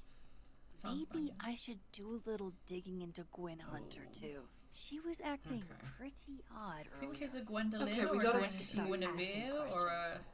Whoever fucked with Safi's car isn't just gonna out themselves. We've got a few leads. I think I prefer Guinevere, so... Yeah. Okay. Speak to... Okay. Someone in the... let's catch up with these first so that we have less objectives. Yasmin Fayed official. There are few joys in life greater than sharing a meal with your daughter, even if the venue could be better. Alright. You haughty bitch. We love Yasmin, we think she's hot, but you know, it's not gonna save her from the guillotine. No. She needs to work on that. Yeah. Hey now, the Snapping Turtle is a fine establishment and I will not have you impugn her honor like this, says Safi. Then I rescind my remark. There are many joys greater than sharing a meal with your daughter. Well played. Moses, agreed. Having lunch with Safi is always an adventure because I never know how many of my fries she'll steal. Moses, please. When have I ever stolen your fries? Max and I usually take bets beforehand on how many. Stealing French fries? Safia, you can afford French fries. Ugh, Mom, he's joking. Tell her you're joking, Moses. Shrug emoji. Isabel, I feel the same way about having lunch with my partner. Scheduling makes it difficult, but it's lovely when we can make it happen.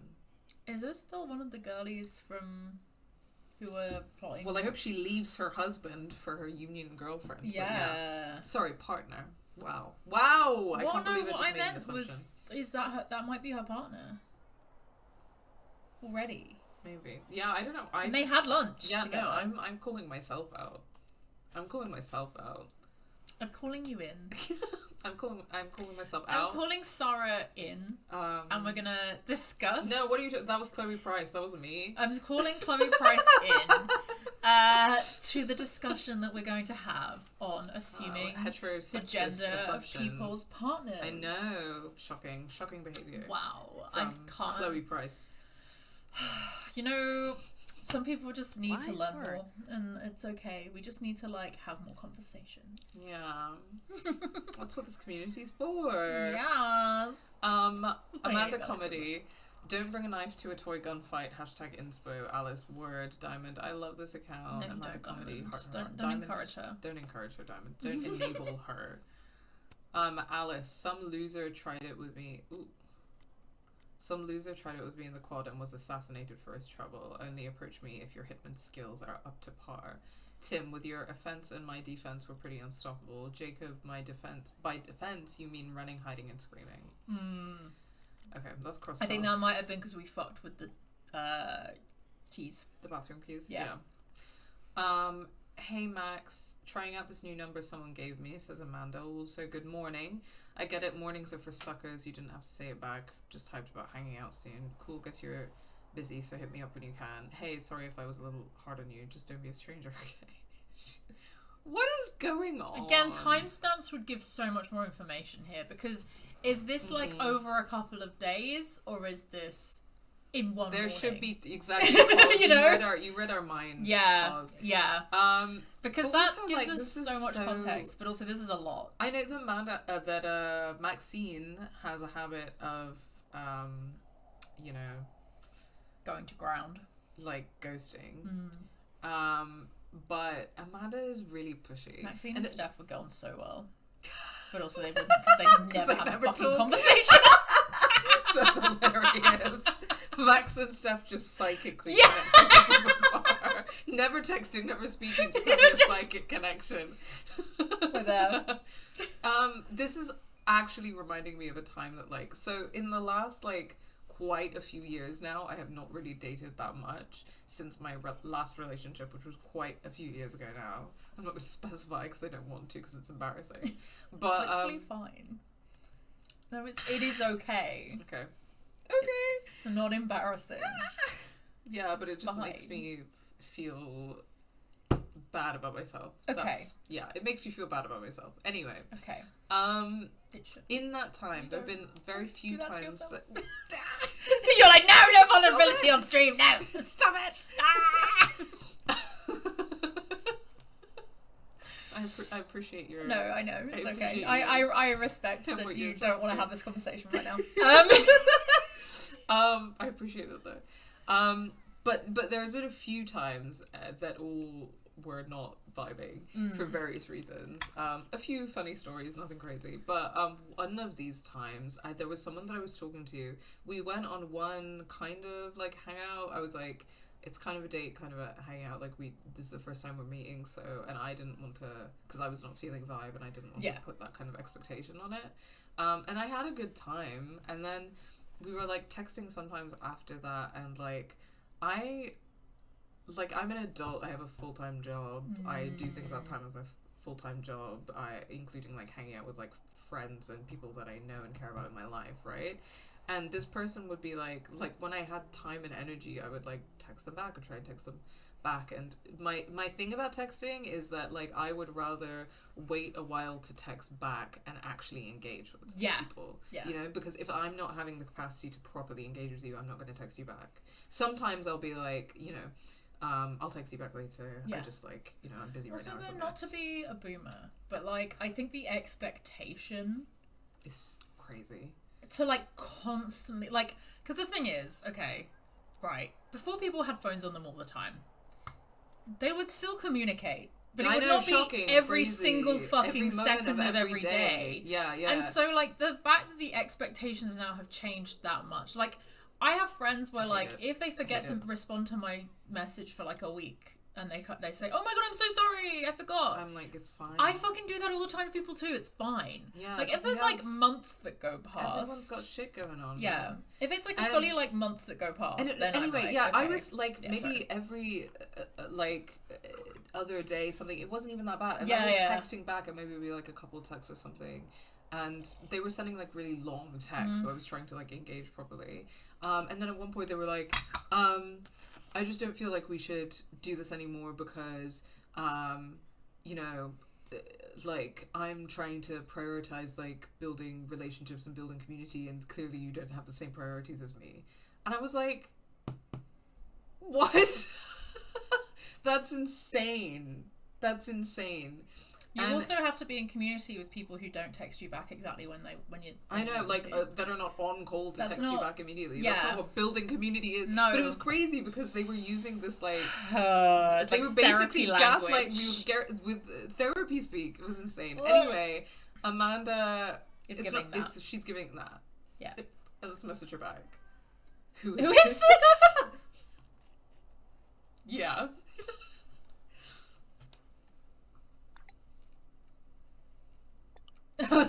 LOL, you brat. Sorry, couldn't resist. She's a brat when she's bumping that. Maxine Caulfield brat. Hey, can someone do? I actually, you know what? I bet they're out there. But can someone do like Max Caulfield brat edits, please? What song is Max on brat? Well, someone needs. Okay, so there's a few options, but I think that someone should do the 365 classic edit to Max Caulfield like being mean moments. But specifically, there's not like tons of good ones in this game as far as I've seen so far. No, but I mean, like you know when Max and Victoria are like kicking the fuck off, like in the bad version, bitch fest, the bitch the fight. like fucking like that's gonna be one of my favorite like divergences in that game. It's so fucking good. Like just calling that, like reading the shit out of each other, just like, oh, it's so good. It's so good. I love, like, I don't love when women fight, but I also do. I do. Sometimes I support women hating each other, hating the shit out of each other. Okay, but yeah, no, you're so right. Thank you. You're right though, I'll do better, so are we okay? Yeah, we're good. I mean, I would also be like, can you be like normal? Yeah. Okay, we've got a couple of Observatory Path and North Quad. Yeah. Pergola. I don't know what pergola is. Oh, it's anyway. it's like a tent. It's the little like, not tent. The thing in the corner over there. There you go. Oh, okay. That thing. Speak to like a barn in North Quad. We're in the North Quad now, so I need to ask around about Safi's car. So I think it's if it's in the pergola, I think it's like in this area. Is this the pergola? No, It's the the like pergola. tent thingy behind. I think that thing where the two people are sitting. Metalworking is kind of like photography. Dynamic sculpture. How the environment will shape your work. I support women's rights and wrongs. Absolutely, Jathan Bourne. Honestly, like women could do anything, and I'd be like, yes, queen. Safi told me the campus would be gorgeous. Not with women, the but holidays. Yeah, I mean, some of you. There's a limit. Yeah, there we go. There we go. That's my handwriting. Wait, am I the mystery photographer? Is she leaving herself photos? Ooh, from the two timelines. Ooh. Spicy. I thought we said no more ambushes. Stop whining. You're fine. That's so interesting. But the snowball war got called off in Dead World. I don't think this is the We're other gonna get timeline. so confused. Is this another timeline? It must be some. Oh, fuck me. Fucking hell, we're gonna get so confused, Charlotte. I've got baby bell wax on your desk. Let's go. My desk is a fucking mess. It's okay. I'll My brother clean it used to later. like smush baby bell into the walls, like the wax, and we just have like fucking stains of like decades old baby bell wax on our walls. He was great like that. That's funny. Yeah. I'm very anti Christmas decorations. I'm very anti Interesting. the vibes of Christmas. I just sorry to be a Grinch. No, it's like that's fine. I mean, it's like Christmas is not a holiday that you celebrate. Freezing. So like dragging outside for this.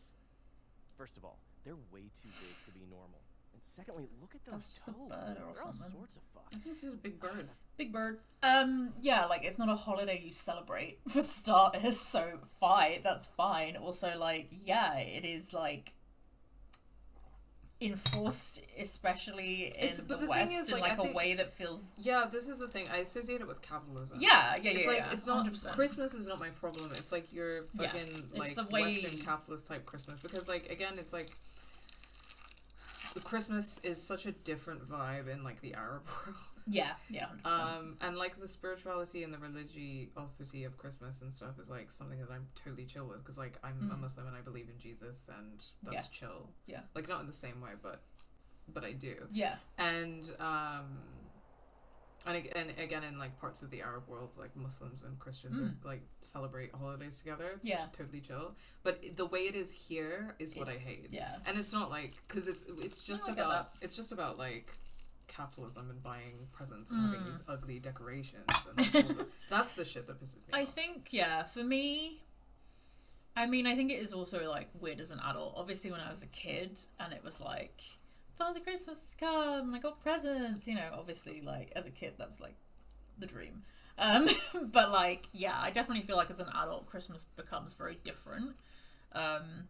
Christmas to me now definitely feels different to how it once did. But I think the way I normally celebrate it is, like, I'm not anti-capitalist, but I just mean, like, the things I prioritize, I guess, at Christmas, the things that I want from Christmas now are just to, like, I just usually would go and see my family. And have like, a nice meal with people I love. And, like, give gifts, but, like, not in a... Like, I mean, in the last few years, I've knitted gifts for everyone. Like, I try not to buy that much at Christmas, mainly because I've not had the money, but also just because, like, I don't think just buying it... Most of the people I know as well, if they want something, they'll buy it. So they don't need more shit. Especially my parents, like, they don't need more shit in the house. But, like, thoughtful something like thoughtful. That, like, I'm very into, like, good gift giving. But, like, I don't feel like it needs to be, like, super expensive and, like... Yeah, I mean, like, for Christmas this year, I'm asking my parents for, like, some hairdressing scissors, because obviously that's, like, useful, but it's also something that, like, it is a luxury, because they are so fucking expensive that I would not splurge on myself. And that's usually the opportunity, I guess, for me, is to go, okay, this is something that I do actually want and need, but also, like, I know that I'll really struggle trying to buy this. And that's like, I don't normally ask for that many presents. My mum's very into having something to open. She loves opening presents, and not in a like, oh, I love getting stuff way, but just like she loves like the anticipation and like the process, and like that's like one of her favorite things about Christmas. So like whenever I think last year I made my mum some socks, but I wrapped each one individually so that she had more things to unwrap, even though it was like... Yeah. So I think there's like good... I think there can be nice things about Christmas. And obviously I don't celebrate it religiously. I don't know why I said obviously. I don't celebrate it religiously, but I like it as like... I mean, I guess it's more like ultimately it would have been like a winter solstice kind of thing, or like a kind of... midwinter celebration. Well, the way it exists in the West is become like an amalgamation of like a winter solstice celebration and like an actual religious holiday. But like I like the idea of, in this period of the year, we have like something where we get together, we celebrate, you know, that I like the like some of it.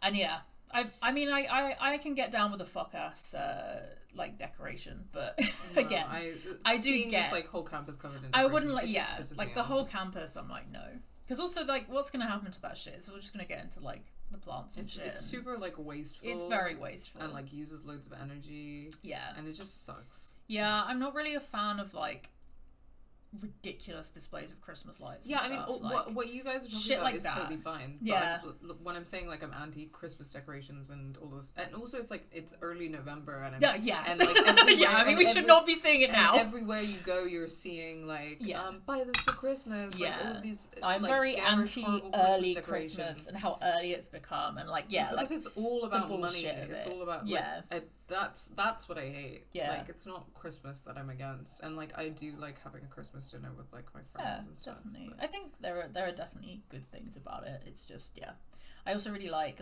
having a tree, not a real tree. We just have this plastic one we got from like a charity shop like several years ago, but it's quite small. But like having the little decorations and stuff, and each decoration having like history to it, or like we bought this because of this, or we bought this in this set, like for this reason. I think that's always really cute. Or like ones I've made, and we also have some that are like they're like just like empty, and you can like unscrew the top, and we always put treats in there for Saf, and then on Christmas Day, obviously this year it'll be Arthur as well, and then like Christmas Day will be like, here's your treats. That's and like cute. As if they're like tree chocolates. I used to love tree chocolates. That was a great time. That's cute. So yeah, I think there are nice parts of it, and I do like that time of year, but I completely agree on the absolute capitalistic hellscape that can be Christmas. So yeah. I'm just not vibing. That's fair. I get it. Again, I'm not. What I'm saying though is that like I completely understand why you feel that way, and I agree about like, you know, fucking decorations, like fairy lights all over campus, like all of this shit. I'm like, no, this is so wasteful, and like. I do like a pretty light, but I think there's like, I mean, you can get like solar powered ones.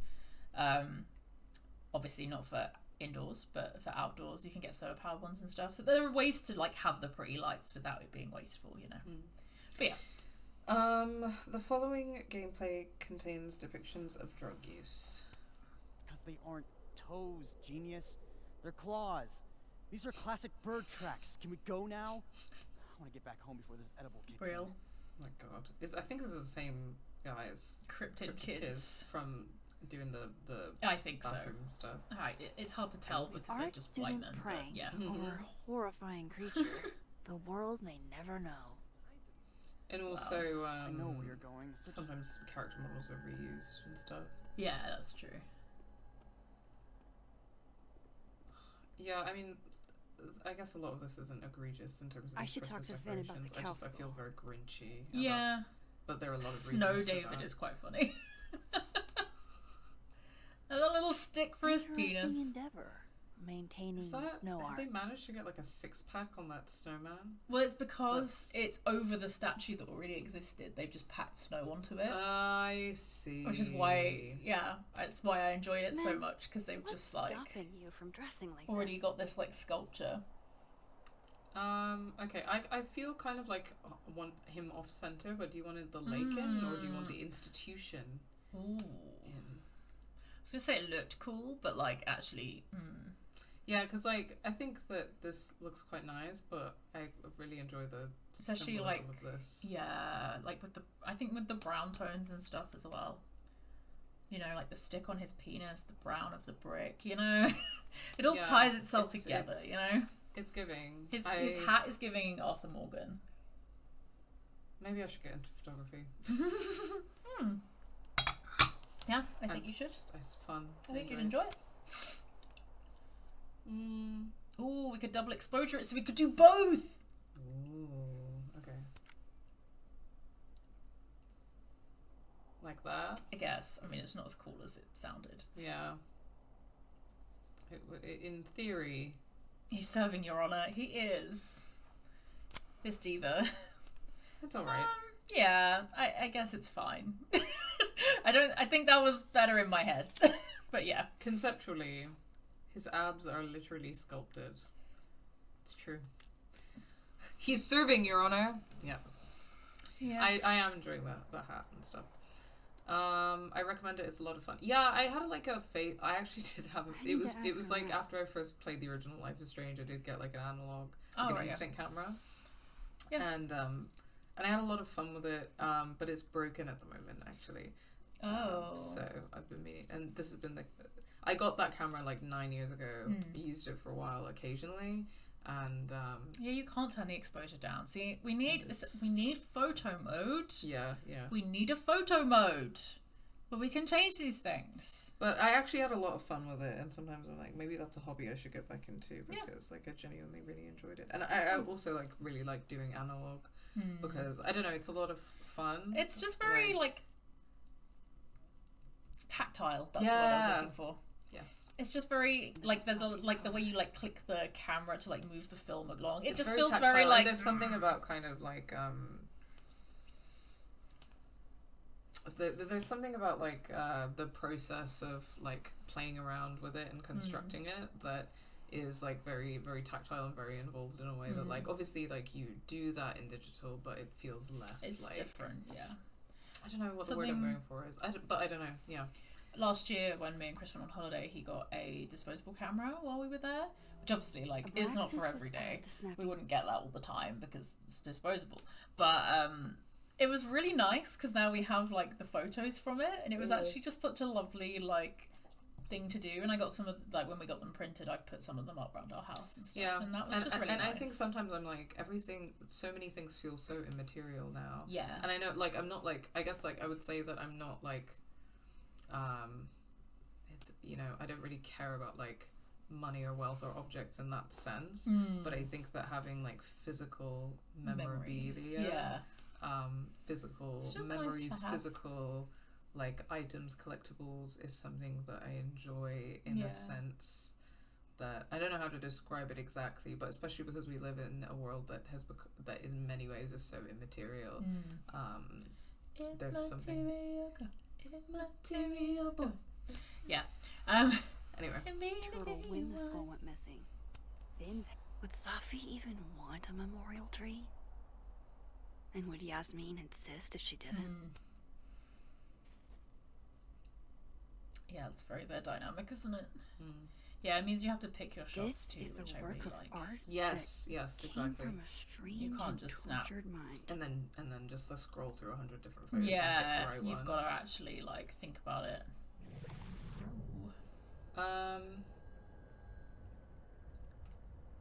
So yeah, living is blue. And then orange. Yeah, I'm in the. Oh, okay, yeah. Oh, that helps in terms of seeing the difference. No, wait, living's not Yellow blue. snow. Blue is dead. I think there's that other timeline as well. That's so confusing. It's so when you pulse. Yeah, but when you turn around, you can see that dead is blue. Yeah, we're in living. So living is orange. Yeah.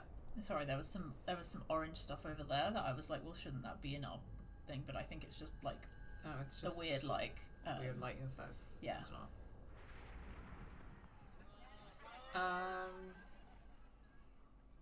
Okay. Switchy switch somewhere. Speak to Living World Gwen in the FAB. Okay, so let's go to the FAB. And I want to talk to Gwen. And Living World Lucas in the FAB. Yeah, I mean, when we were complaining about the like photography in the first kind of stream that we did, I think that this is a lot of it because like when I have dabbled in photography, I think the process of like finding and I think the Lucas right has a habit of working over by the cafe, like constructing the shot. Yeah. If that makes sense. Yeah, constructing the shot. Yeah. That's like the thing that's fun, and when they so I was taken away describing that this bit for you. Yeah, and I was describing this to my friend who is a director and saying I think you would have a horrible time playing this, and she was like, yeah, it sounds awful. What did she say? She said it seems that they have a shot that they want you to take. Yeah. They're encouraging you to focus on something deliberately. Lucas? Yeah, so you actually like they've given you the point of view. You just have to like figure out how you want to photograph that particular point of view. It's like when you try and like recreate a photo that someone's already done, and you just like maybe put a little spin on it, but basically it's already there. Yeah, I think. Yeah. Oh, this is admin building. Do I need to be in the admin building? No, I don't think I do. You need to speak to Vin. Vin is in the North Quad, but I was trying to go to the FAB, which is not in the admin building. The FAB is back in that gallery. Right. Yeah. So it's like they give you a point of view, they give you an angle, they give you a shot. Like they have a shot that they want you to take, and they don't. So they're not actually like allowing you to be a photographer. Like at least in the original game, it was just like if you happened to come across that particular thing, Max would just take the picture of it, you know? Yeah. You cool? But you look a mess. This is an attempt to like make it feel personalized, but in a shit way. But we turned them in literally yesterday. Your story was 40 pages. 48, and you're right. He should have read it by now. Professional novelists Go read on, very Ma. fast. Get a grip. All right, fair. Wouldn't you rather he savor your prose, character, your diction, than speed through it? No, I want an A+, and I want it now. You are too much, and I love I you love for that you can only actually hear one of them over the the noise. This bitch. Also, it was like diehard Lucas fan and uncertain Lucas What if fan. Lucas hates my story? If he hates your story, then he's gonna... Yeah, some weird sound things going on, but okay. I am sad that we didn't get Moses. Oh, it's this because one. we're like relatively near one of the points where we can change over, that's why. Oh, I see. Yeah, Which we don't need to do because we're... Let's have an explore. Yeah. But I think that it said that...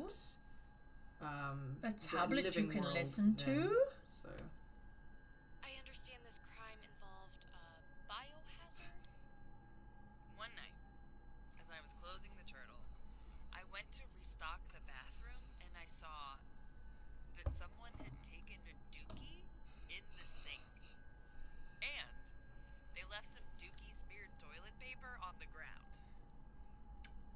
I do kind of love that in this timeline Loretta just has like fuck all cases that she has to talk about poop in a sink. I do love that. Because she's a fucking loser. Oh, I forgot I was wearing makeup. Many such cases. Many. That is funny. That is funny. Kind of reminds me of Amanda's funny when she's taking the piss out of someone. Mm. And not Max, just anyone. A dramatic reading of our conversation. Loretta, can you be Joe? Oh, and then in the other... Yeah, is that Loretta? I don't think so. Please don't bring me poop. There's a couple of different points. That's interesting. Yes.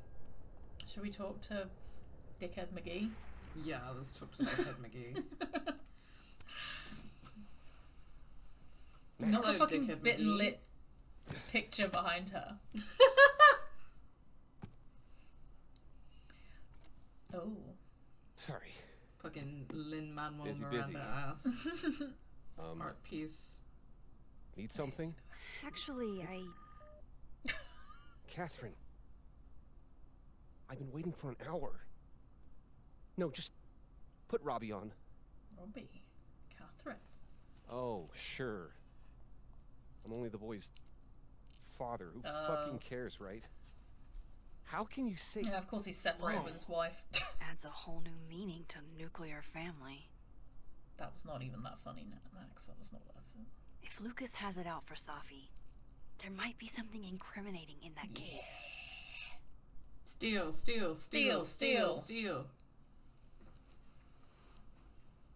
it going to be a choice? Is that an email?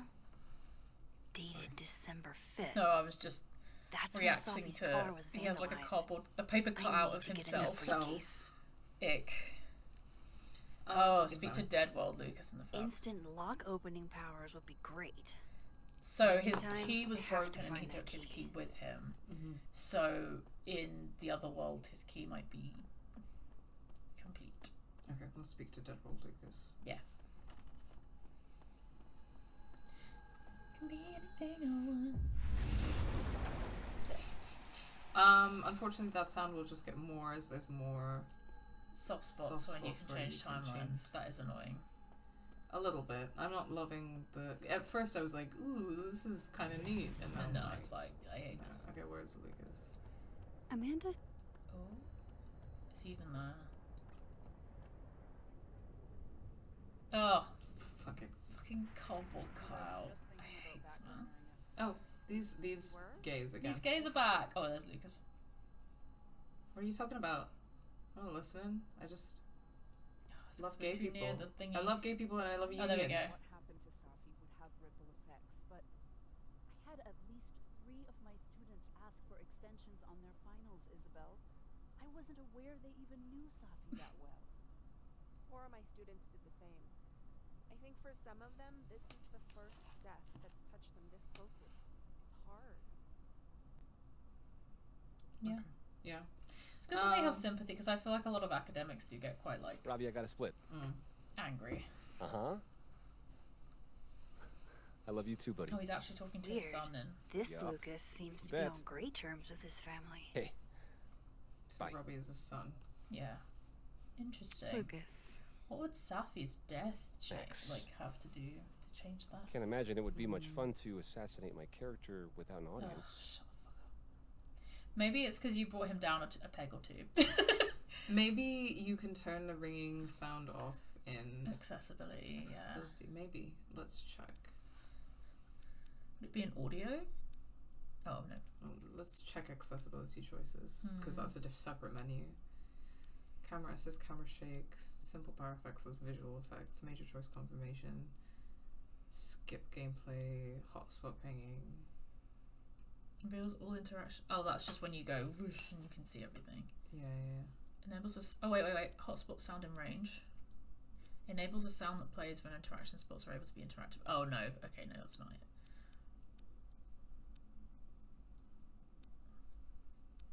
Graphics. Audio. Graphics.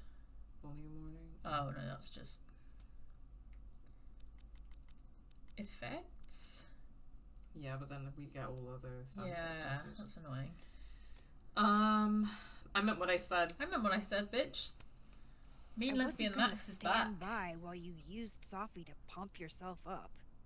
Mean lesbian. I never had a chance Max. with you, did I? Mm-hmm. Not with Safi in your ear. Oh, shut up.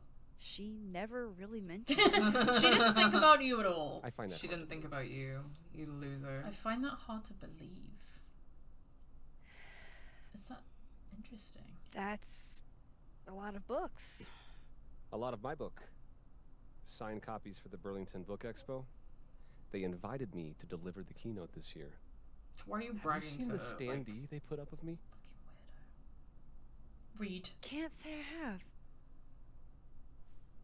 Huh. Yeah, I might have to reposition it then. I hate this guy so much. Does he have a single Standards redeeming for the quality? expo No. have really declined over the years. We've had a lot of mediocre Yikes. visitors. This dude can It's talk. a shame. How am I But gonna even get that after key? years and years and years, people still love the characters. Oh crap! I forgot. What time is it? I have to go give something to Moses.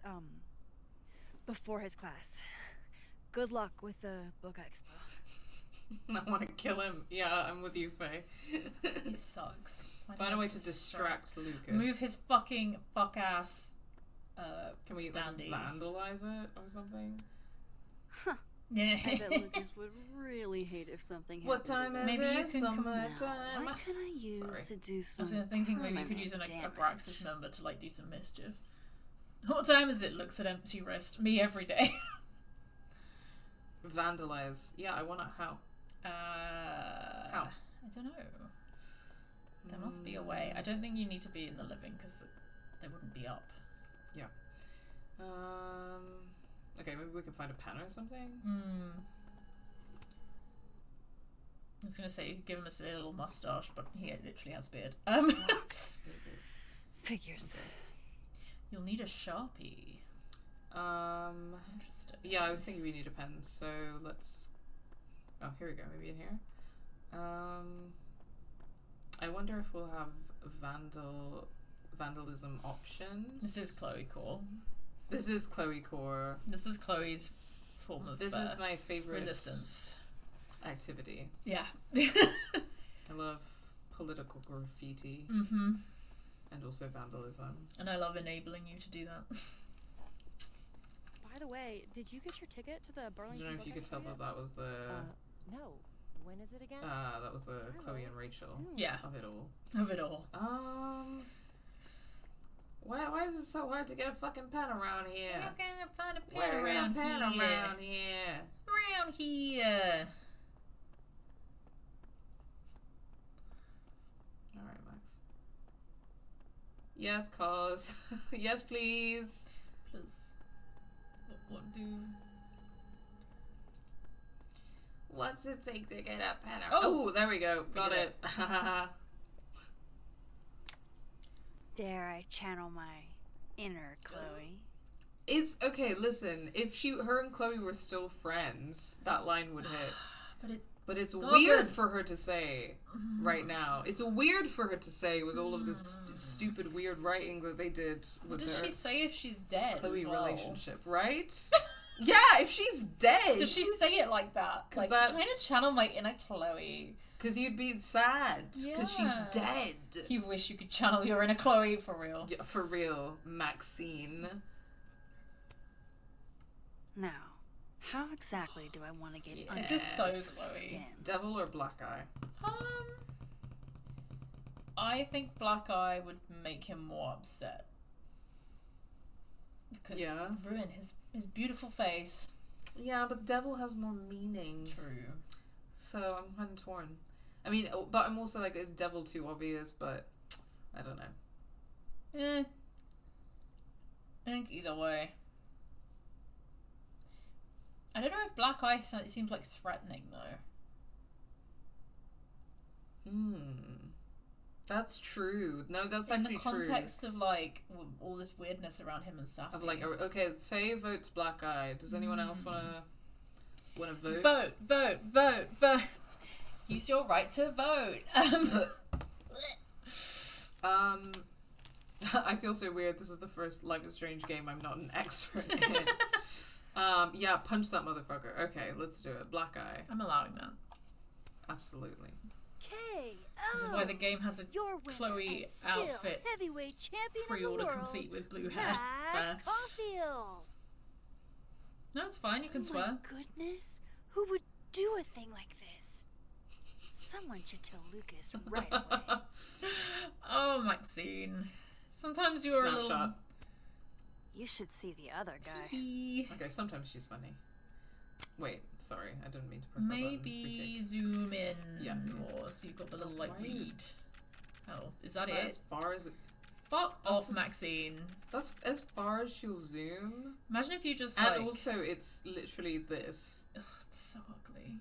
Fine. Just take a shit photo of it then. Fine. But like, if I was like doing an arsehole run of this game, I would just like try and zoom into like a fucking square that isn't the bit that they're trying to make me photograph. Yeah, I also what are you don't gonna double do exposure about for that? This one? Yeah. Like, what are you gonna do? Looks like the Sharpie is mightier than the pen, huh? It's a Polaroid, Maxine. If you want to zoom in, you need to move closer. Yeah, exactly. True. I don't think it is a Polaroid though, because she's posting it online immediately. Yeah, I'm not sure. It's because like sometimes she's shooting digital and sometimes she's shooting. Yeah. Oh, it's confusing. Anyway, do we tell him now? Yeah, now let's distract him.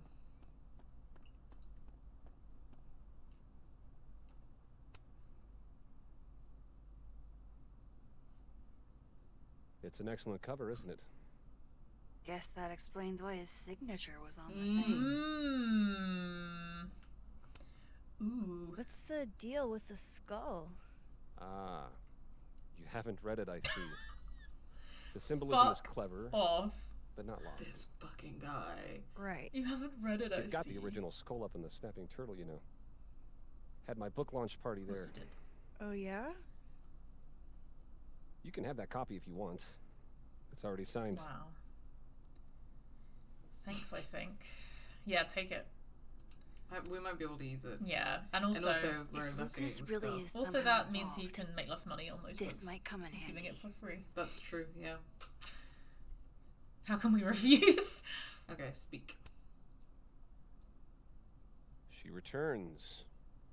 I take it you've delivered your something to Moses? My something? Right, my something. Yep, something delivered. So, not to be the bearer of bad news, but somebody really busted up your face on the book expo standee. Whenever I hear the word busted now, I just think of Io Berry's review of Star Wars, Empire Strikes Back, where she's like, I didn't know Yoda looked like that. He's straight up busted. I just love that. That's hilarious. It's so good. Find a way into Lucas's briefcase. Well, open it? Well, yeah, I've got a key. Do we do it in the other world, though? Because it doesn't have anything we need in there. Let's try it.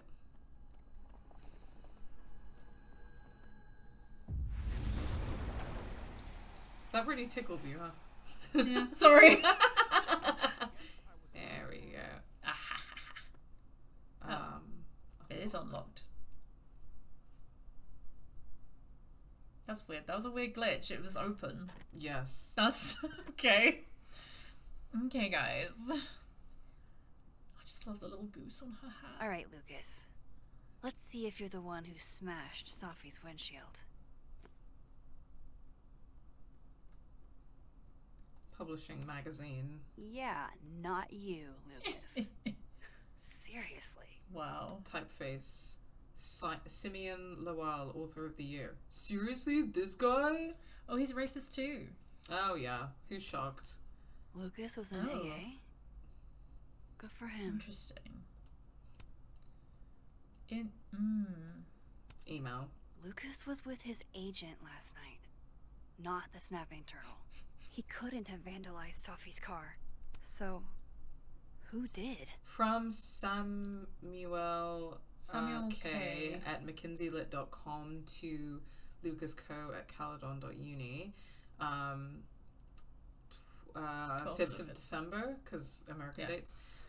Lucas, whether the Burlington Book Expo is small potatoes or not, you're a dinosaur. It's been ages since your first book. You need as much publicity as you can get. Him. Let's meet up tonight to talk strategy. Hall of Fame Tavern at 8 p.m. I've circled where you can park so you don't get a ticket again. Lucas is a straight up disaster. Underpaid author wrangler Samuel. And then there's a map and it says park here. That's no point in looking through Lucas's stuff now. Satisfying. Guess this Lucas didn't get a chance to put this up yet. Shut up, Max. I want to look through Lucas's stuff. Roast him! And yes, I want the goose patch. I want the goose hat, actually. I'm not much of a beanie person, but... Oh? Ooh. Application for temporary restraining order. Protected person Lucas Colmenero. Protected person's minor child/children Roberto Colmenero Jr. Restrained person Sophia Llewellyn-Fayed. Relationship of the parties colleagues. On more than one occasion, the restrained person purposefully did one or more of the following to the protected person and or the protected person's minor child. Followed, monitored, or surveilled. Threatened or made threats. Interfered with property.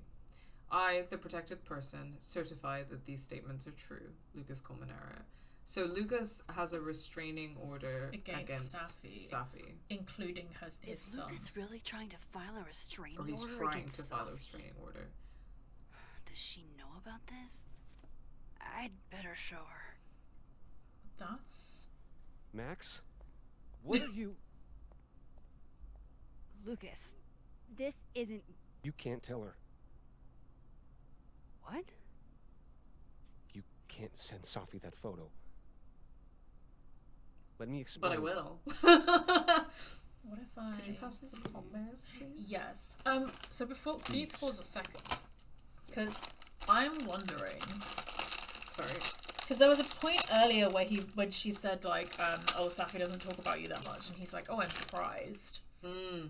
Which is weird. But I'm wondering, with restraining orders, do you legally have to put your child? Or, like, has Safi actually, like... Yeah, I'm kind of wondering about that as well. That's very weird. I've never filed or received or seen a restraining order, so I actually don't know. Yeah.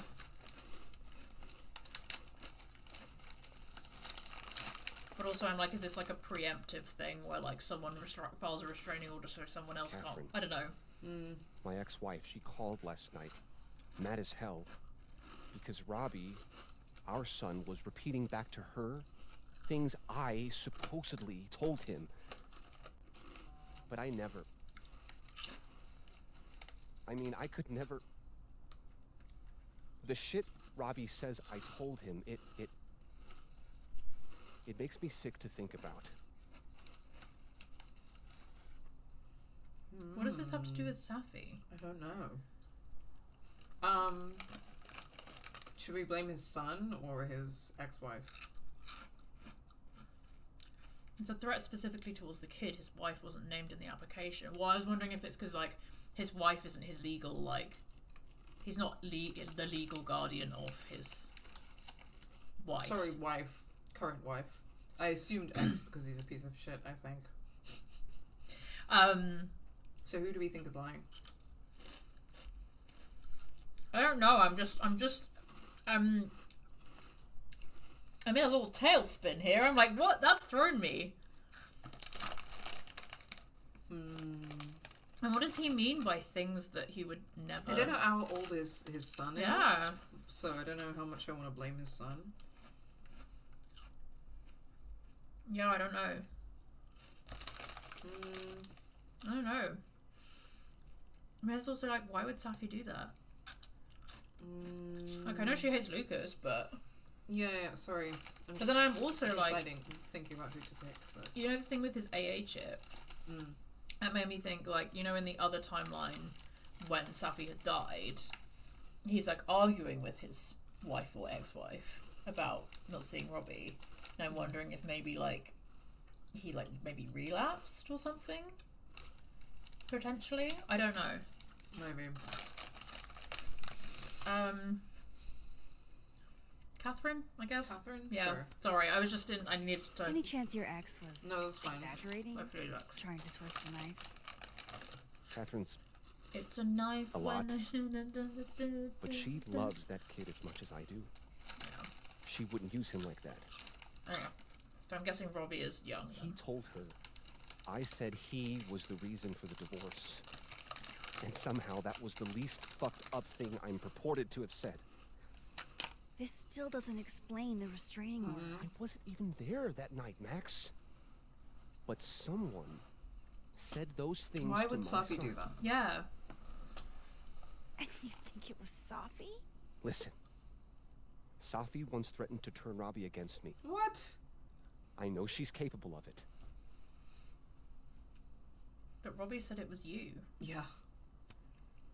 But Robbie didn't say it was Safi. He said it was you. I can't explain that part yet. Is this some timeline fuckery? Maybe he didn't say that exactly. I don't know. Catherine won't let me talk to him. And none of this has anything to do with what happened to Safi's car?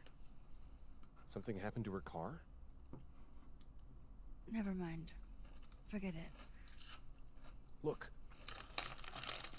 I know she's your friend. No, send it to her. I know you have no reason to believe me over her, but just give me a chance. Yeah, we're gonna send it to her. Get this shit in order first, without her interfering. I just don't know why you would make that connection. Make sure my boy never has to hear anything like that again. This could all be a lie. One big smear campaign against Safi. But, oh, what if it's not? Yeah, choice. Send it to Safi. Yeah. You're right. I have no reason to believe you over her. You're not as good of a person as you like to pretend, Caulfield. Maybe you and Safi deserve each other. Wow. Yeah, we do. Yeah, we do.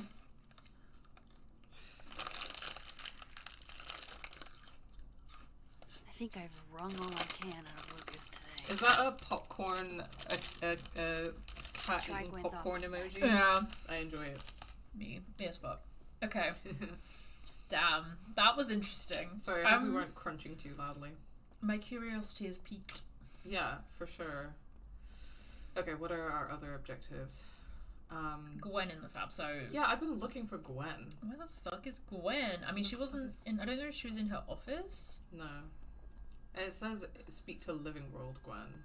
And we're in the living world. Unless there's a way to unlock her... I don't know. Fab is this. Yeah, she's got Fab her is office. This.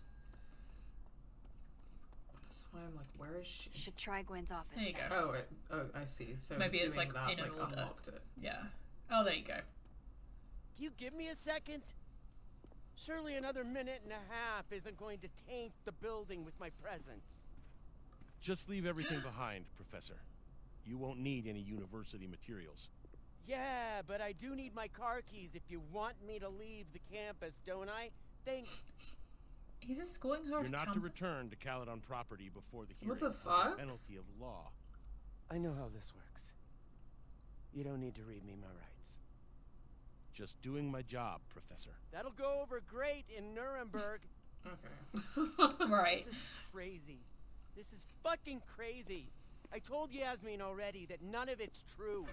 She knows it's fucking bullshit. Wow. This is all I just guess some kind something of screwy is crazy. going It's just down like here, too. that, like standing emoji, like Yeah. stop the violence. I wonder what that was Okay, about. so instead of, you know, maybe helping or trying to stand up for Gwen, She's just standing we're just there. Gonna Oh, sorry. There's go like a into her phone box office. behind her that I'm interested in as well.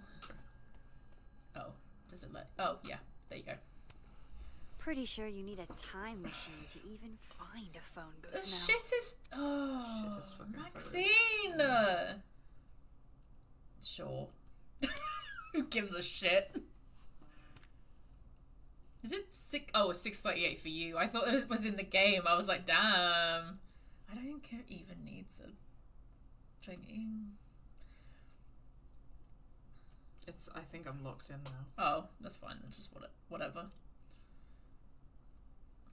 I don't even know what to do with this. It's a knife when you did it. It's a knife when. It's a knife when. Can't go all that high. But all this sympathy is just a knife when. Diamond outdid herself with this piece, and that's saying something. Slay. Okay. There's a little description. Damn. I didn't know a phone booth could feel like a personal attack. I thought it was just a phone booth. I didn't realize it was like an art it's like installation. Art installation. Okay. Do you want to read it? Have you? Oh, every semester, our Art 450 interactive installation students vote on one another's final projects. The winner's project is displayed in the Fab. Dual Tone, Past and Present is this semester's top pick, Professor Sullivan. Dual Tone, Past and Present by Diamond Washington. Have you ever wanted to send your future self a message, or get a message from someone in the past, reminding you what your life was like 2, 5, 10 years ago? 10 years ago? 10. You say? Interesting. Yeah. Dual Tone, Past and Present lets you do that. Step into the booth marked Past, pick up the phone and leave a message for someone to receive in the future booth. Or choose the future and hear a message someone, maybe even you, recorded in the past. Future messages are randomized, so there's no telling how long ago your dispatch from the past is from. That's part of the fun. Enjoy your time-travelling phone calls, Caledon. That's a cool idea. Yeah, hear from the past. Don't think we can use it. No, This but it's looks very like cool. one hell of an I like art it. final. Ooh, we can should talk check to it the out. future. Oh, talk to the future. Okay, what do I want to say to the future? You can't control everything. Yeah. That's what she needs to hear. Let the past Some go. things Kill it if you are have to. going to be out of your control, and that's okay. That's life. Let it surprise you. Well, she needed to hear that in the first game for sure. Yep. Kind of don't see the point of double exposure. Keep thinking my eyes are getting blurry. That's fair. Oh, The photographs, you mean? yeah. Oh, I thought there was like a smashed picture. Yeah, I mean, I don't know if you've ever seen double exposure photography like outside the context of this game, Jay Lamborn, because there's actually good double exposure it could look photography. sick as hell, but or this multiple is not exposure photography, that. but these photos are terrible. They're not. They weren't good for. Oh, there was something. Something. There was something. I thought there was, unless it was like a weird little glitch. Okay. Okay, It's a so knife, we're Gwen. going into What do you Gwen's possibly office. think happened that would make them is just drag a Gwen knife, out of here? Gwen. Like, Sorry. The knife Gwen joke was funny. Okay. But I'm going to have to Stop stage me. an intervention. That's okay. Sorry. so this Gwen just got escorted I'm out sorry. by security. It's like, you know when you don't even realize you're doing it and you're just like, yeah, Having no, it's hushed okay. phone calls about the police. I love you. It's okay. Locked bookcases. It's fine. It's literally fine. I enjoy Time to snoop Gwen's like I've never addiction to snooped plants. before. Yes. This is powerful. This is a punk rock office. Ooh, pod people and the slim Brits. I love a nun. I know. I know this, nun. And I love you. I love a nun. So, bye, babe. None of that. I like the pod people poster as well. Oops, we destroyed the world. Gwen seemed very focused on the night the Earth shattered looks like, you know those posters when in Wavelengths when Steph is like thinking about Arcadia Bay a lot? Yeah. That looks a lot like that kind of thing. You're kind of right. I wonder if it's the same thing. Gwen's wife. Yes! Claudia, we won! I met her at a faculty event last month. Gwen fucking adores her. Yeah, I mean, one of us, right? but also she's already got a wife. Damn. It's okay. I wonder if they're open. Yeah, they can, you know. We can do polyamory. I know she's a wife guy. I swear. I mean, the highway should take her. If I ever have time for pleasure reading again. A memoir. A memoir. Interesting. A memoir. Debut memoir. How many people write more than one memoir? I guess it's a debut book, but a memoir. But yeah, that's weirdly phrased. Roald Dahl wrote multiple memoirs, so... well, that says everything. Gwen's wife. Claudia, I think. I met her at a faculty event last month.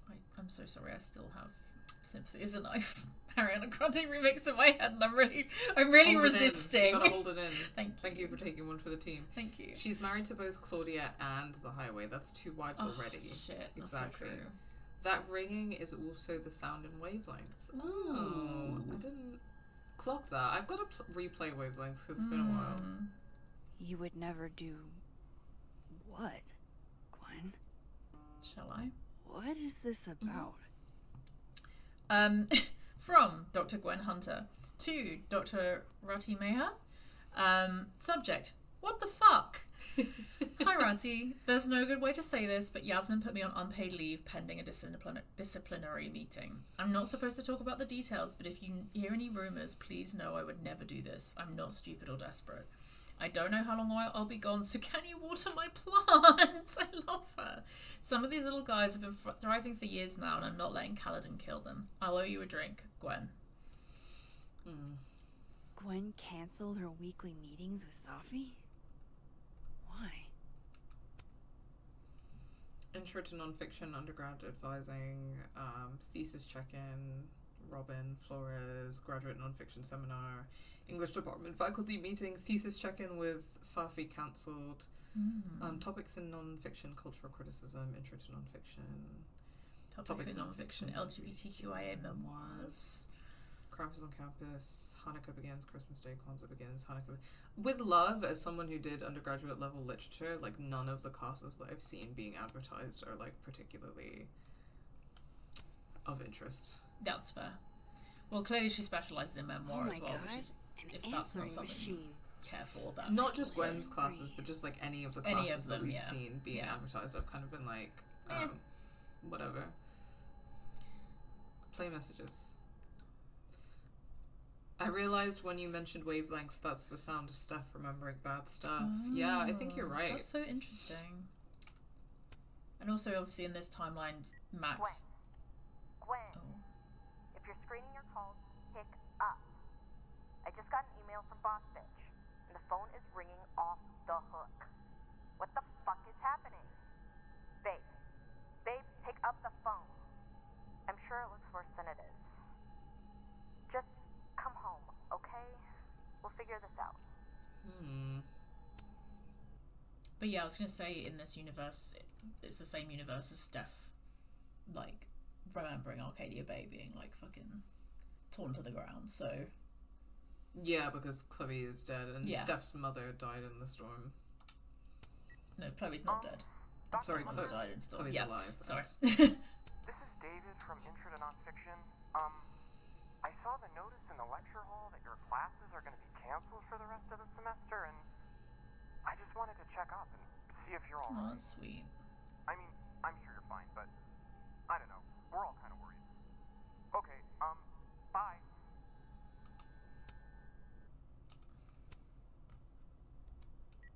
Dr. Hunter, by now, I'm sure you've checked your mailbox, and the contents enclosed therein. Please understand, this is a courtesy from one working woman to another. I don't want to hear excuses or lies. Was she trying to unionize? I'll have to ask you to leave campus until we can get this whole thing sorted out. Good day. With the other lesbians? Maybe. Or doing something like, you know. Yeah, it's funny with the second message. I can't. It's hard for me to imagine like many students like thinking to check if their teacher is okay, and that's nice. I think that says a lot. That's nice that Almost they did that. a full cup of coffee. Gwen must have just sat down to drink it. As that octopus mug is great. It is excellent. With the way they hustled Gwen out, I don't think these students are getting their grades anytime soon. Whoa, Reggie got an A-?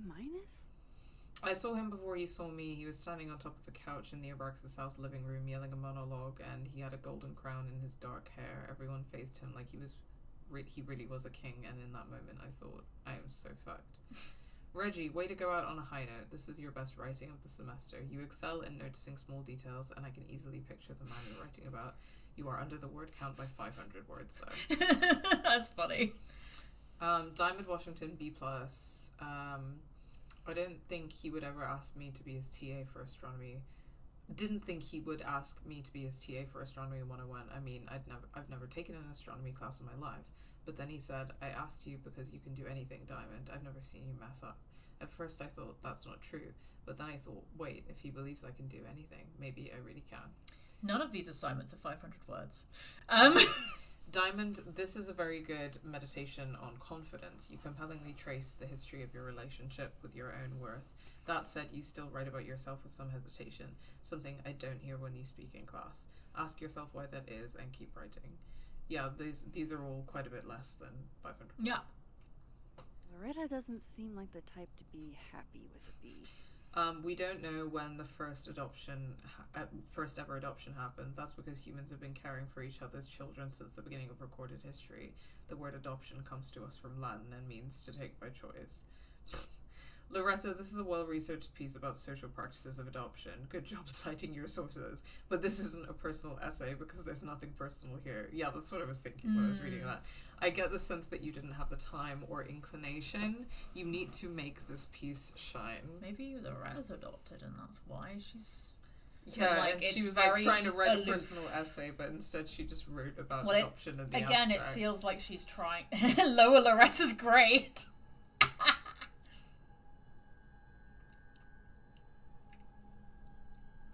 Yeah. It's bad, but yeah. That is very funny. Video babes. Oh, your other Loretta, aren't you? Oh. You could just scribble out the minus. Oh no, you can't now. Did she turn it to a B-? Yeah. That's so funny. That's literally fine. Oh, the Loretta. That's so funny. You would never do what? We've already read those. We've played the messages. What is this about? Back, I guess? Is that Firewalk? Yeah, she's got a Firewalk poster. Oh my god, yeah, she's got a Firewalk poster. Also, this looks like the Pits Against Perverts. Biscuit Queen. Wait, what's it called? Pits and Perverts. Yes, the poster from, like that. LGSM poster. Yeah, that's the one. So Thank lesbians you, and gays support the minors. Yeah. An organization that was founded in the 1980s in the UK to support the miners' strike when Margaret Thatcher was doing the thing. Fucking over miners, as she loves to do. And LGSM did like a fundraising event called Pits and Perverts, and the posters. We can water the plants, I think. Can we water the plants? No, we already looked at them. No, wait. look. Wait. Oh, no. I wait. thought for a second we get to water the plants. Yeah, I don't think we can. Yeah, I wouldn't have given that a B. That was shit. As a personal essay, it's like so far garbage. That's not the assignment. Grade. Yeah, I think Gwen is a very generous marker, which I do appreciate. I swear. If I ever have time for pleasure reading. The following gameplay contains references to suicide. Also, briefly, Faye says, I don't think that she was unionizing because she was saying I would never do this. Oh, yeah, that's true. Never mind. I had decided I would hitchhike across the country. If I still wanted to die when I got to the Pacific, then I could do it peacefully. Hell of an opening line, Gwen. Fuck. Damn. Is that it? I guess. I'm wondering. Oh, yeah. We got a pulse point here. So. Yeah, should we?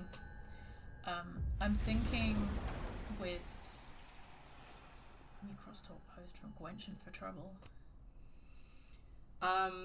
The philodendrons are growing in the kitchen and the aglanemas in the living room, and I'm at work worried sick about them. Claudia, my little plant mom, Rate, nurturing is part of your thing. Gwen, Lucas, nature heals. I realized that in the Oricaria forests with my father in Chile. That's why I allude to it so prominently in my work. What I was gonna say was I'm wondering if Gwen has been blamed for the vandalism of Safi's car. Potentially. Okay. Cow skull.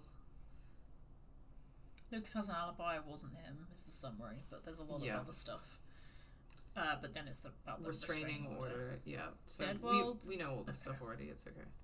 We can reference it later if we need to. Yeah. But for now, we don't need to. Yeah. Okay.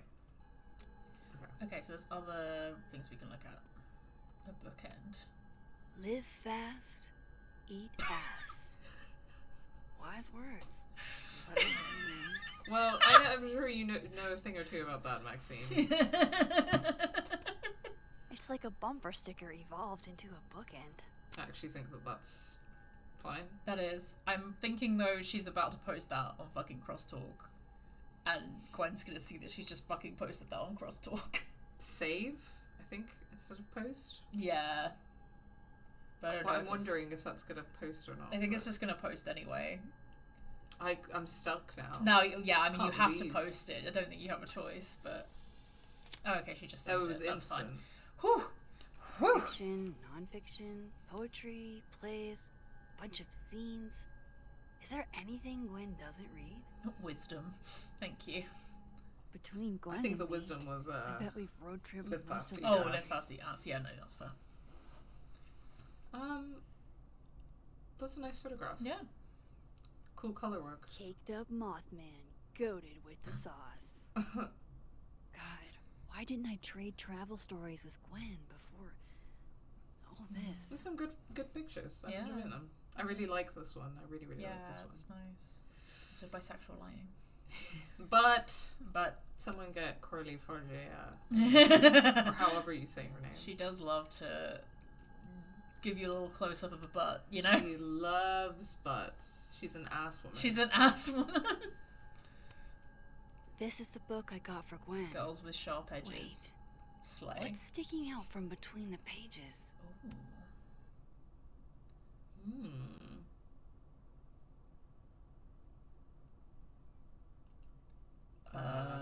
Which? So Gwen is asking questions about Safi's death. Hey R, did you see Safi at your poetry group on Friday night or at all over the weekend? If so, did she seem off? Did she mention getting any news? Leave your answers in this book and return it to the library. I don't want everyone to think I'm asking questions. Thanks, I'll owe you forever. DGH. Who's R?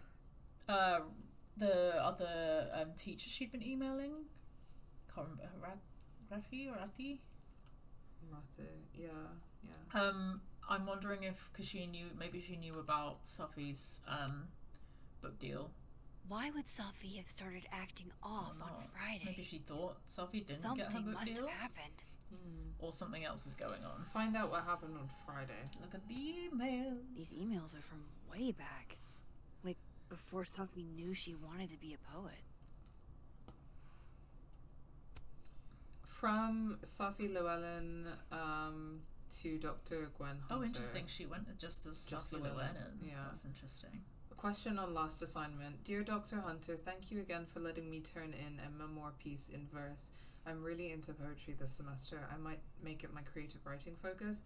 I have a question though. What does the note, your voice doesn't feel like your own mean? Thanks, Safi Llewellyn Fayed. Safi, happy to explain. Your memoir in verse is technically very impressive. Most people sound like broken records when they write villanelles, but the voice feels less like you and more like you're imitating classic poets. Ask yourself, how can you inhabit your own words more comfortably? Cheers, Gwen. Dear Dr. Hunter, I see. I'll try my best. Thanks, Safi. Gwen, thanks again for being willing to read this. I had to write down what I felt or I'd fucking explode. Do you think there's anything here? Is it weird that I'm already writing about her? The willows are weeping. The fruit is rotting from the branch. I saw her glowing and I saw her go out. I am sorry. I am so sorry. I am no longer anything else. Hey Safi, never feel weird for wanting to write about pain or whatever it is that's clogging the pipes in your mind. This poem is raw and honest, and I can tell. My advice is to be more specific and personal with that last line. What does it mean for you to no longer feel anything else? I don't know if I agree with all of her writing criticism. Some of it's quite good. Yeah. In this case, I think I am no longer anything else is like you don't part of what works about poetry or writing in general is that you don't have to explain everything, which ironically is the problem with some of the writing in this game. Is that they feel the need to explain everything when, you know, sometimes something having a certain degree of ambiguity, like you can read it in different ways or interpret in different ways, is part of the power of writing. Kind of asking you as the player, reader, viewer to draw those connections yourselves and kind of engage with the art instead of explaining it. I do also think though with creative writing as like an academic thing, I guess, I think part of the reason, because you could just write. You don't have to do a degree in writing. You can write. You don't have to spend loads of money on a college course, right? Yes. But what makes it useful is that, like, collaboration and that advice from other people, that opportunity for, like, you know, someone like Gwen, who Safi obviously would have had contact with anyway because of her mum, but like most people would not have that contact with like that, like an academic, but also someone who'd written a book like that. Yeah, and that's and I valuable. think, but no, but sorry, I'm getting to a point. Oh, okay. I've made half the point. So I think that Gwen's advice is, I actually really like that last bit about like, what does it mean for you to no longer feel anything else? Like, I like that a lot of criticism. I think that is really insightful, because it's so, that last line is very vague, and I think, yes, that is the joy of poetry, is that it can be vague and like, or like it can be like interpretive, but I think what she's getting at here is that like ultimately this isn't like, you don't always want to view your poetry as something other people are interpreting. For Safi herself, this is also like part of like her thought process as much as it is like her writing, and the thought process behind that writing is helpful as well. And I think pinning down the anything else, even if that's not what she wants to say in the poem, I think that could be helpful. I think that's good advice from a therapist. Yeah, but also creative writing, I mean, from having studied creative writing, especially when it's like personal stuff like this, it kind of is a little bit of an aspect of that. I'm not saying that's always a good thing, but I don't think it's necessarily like. But what I'm meaning is, doing that introspection could change how she feels about that last sentence, and maybe she would like give it something with more specificity. Maybe, but I also think that what's interesting is that in the advice, like it doesn't quite hit on what the last line actually says, because the last line says, I am no longer anything else. Oh yeah, that's true. It doesn't say that she feels like she's no longer anyone. Yeah, well, I guess she's interpreting that as metaphor, but yeah, I know what you mean. Yeah. Which, I mean, I'm not trying to say it's like, but again, it's like if you're giving creative writing criticism, for example, I would pick on the fact that like, I think that what works well about this poem to me Even because if you took the last line in isolation, then that's a cliche that would be boring. But in the context of this poem, the willows are weeping, the fruit is rotting from the branch. So whatever her feeling is, it's reflected in the environment around her, particularly the natural environment. And if she's talking about some kind of grief, because it says I saw her glowing and I saw her go out, so this whoever her is someone who was there and then is gone. So this is a poem about grief and loss, and this is it's not just pathetic fallacy, which is to say that like their grief is reflected in the natural environment, and so this is about like the nature of grief as something being natural, but something also that is cyclical, but also it's like the grief is altering the state of these things. So the state of the willow tree, the state of the fruit is altered by the grief. And so the last line doesn't say I feel like empty, it says I am no longer anything else but the grief. And that's reflected in the fact that in the metaphor, the state of the tree and the state of the fruit has been physically altered by the grief. Sorry, we just gone straight into poetry analysis here, but I'm just like, they know what they're getting here. That's a good poem. Yeah, I like it. No, I do really like it. I just think that feedback of like you could think more about that last line is helpful, because I think that. So I think especially when you're writing like personal stuff, I think what I was meaning with the like almost like the therapizing of like creative writing is more that like I think the point is like people will avoid actually delving into stuff and then they don't write it and it comes through in that writing, and that can be frustrating to read as well.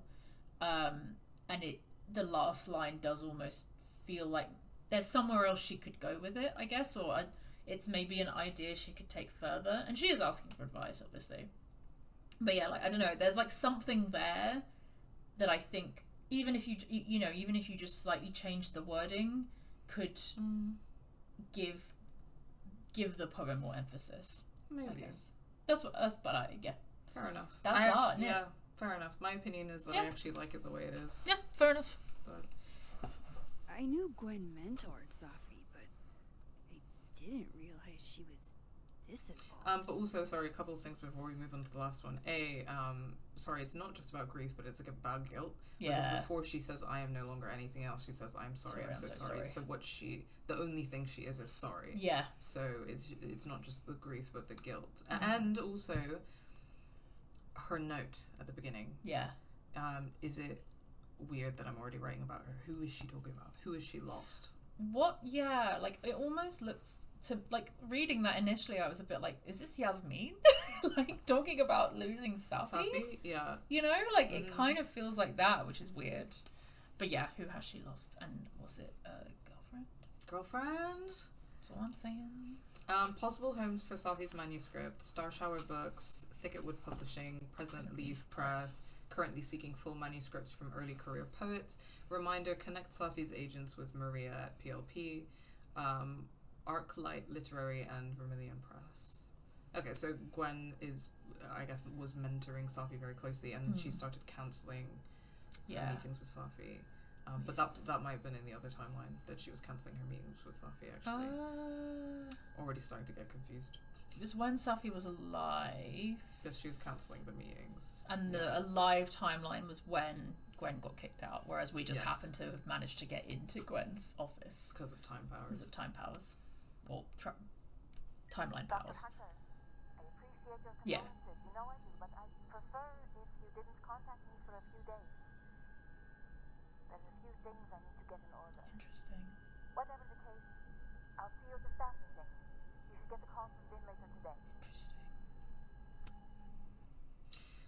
Funnily enough, this game has given us some pretty good poetry from Safi and some absolute shit photography from Max. Hey babe, just checking in on my favorite workaholic who won't take a single bereavement day. Love you. Take care of yourself, okay? I'll see you tonight. Thank you. Oh, sorry. I don't know if it's that sound. I think the sound was making me like feel weird. I don't blame you. From Dr. Fye's office. I'm just calling to confirm an all-hands staff meeting this afternoon in the second floor lounge in the administration building. Attendance is, unfortunately, mandatory. That must be where she is in the Gwen, middle. I hope you didn't. I'm not sure if you should. I don't know. Just, I wouldn't blame yourself. Interesting. Very interesting. Also, like, I don't know about you, but gay teachers have a tendency to want to mentor Why gay would students. Safi Oh, yeah. So acting that's off I'm on putting that in Friday? my Safi gay Something must have happened. box. Filing that away. Oh. If Safi was an undergrad, this reading must have been at least, what, 4 years ago? The Snapping Turtle presents a reading of new essays by Dr. Gwen Hunter, author of If the Highway Should Take Me as Its Wife, joined by undergraduate creative writing students Carol Davidson, Safi Llewellyn Fayed, Kai Marchand, Maya Okada. Maya Okada! Is it about Maya Okada? Is the poem about Maya Okada? Maybe. And Safi loved, like, there was a whole thing about how Safi loved that, like, memorial with the tree and everything. It could be There Maya was a Okada. photo of her, like, sitting on it. Yeah. It could be Maya Okada. That was Nice so... to know! Maya Okada! Nice catch. Interesting. Your, like, rehabilitated ex-true crime girly phase is coming out. She's connecting dots. So Maya Okada is there was a memorial in the like North Quad. The cherry blossom. There's one. like a cherry blossom memorial. So it's like a tree, and it like has a whole thing about like sakura flowers and stuff. Yeah, it's like ode to Maya Okada. But then, she watering. She's watering. She's watering. That was bad. Yeah. Sorry. This That's thing fine, looks it was. older than counts. I don't have to apologise. Okay. Oh, let's look at the Calendar. calendar on this one. That must have been some call with Maria on Friday. Stupid motherfucking Gwen call even with Maria. planned out of time to follow up. Do not forget email Maria. Who's Maria? Who's Maria? I don't know. Dinner with Adaptation Claudia. Club, grades due, semester ends, praise Candy D, in-laws arrive, skull, in-laws leave, dinner with Claudia. Okay. Interesting. Find out what Gwen talked to Maria about. Did we look at this bookshelf? Yeah, we did. Okay, Fiction, non-fiction, poetry, plays, She's just a bunch of Postcards? scenes. Photo collage? We looked at that. Is there anything Gwen doesn't read? Record player plan, flyer. Okay, maybe we should leave? Yeah. Or should we switch timelines? I think we should leave. Yeah. I don't know. I don't think there's any. We need to find out what Gwen talked to Maria about, so we should probably stay in this one for a bit.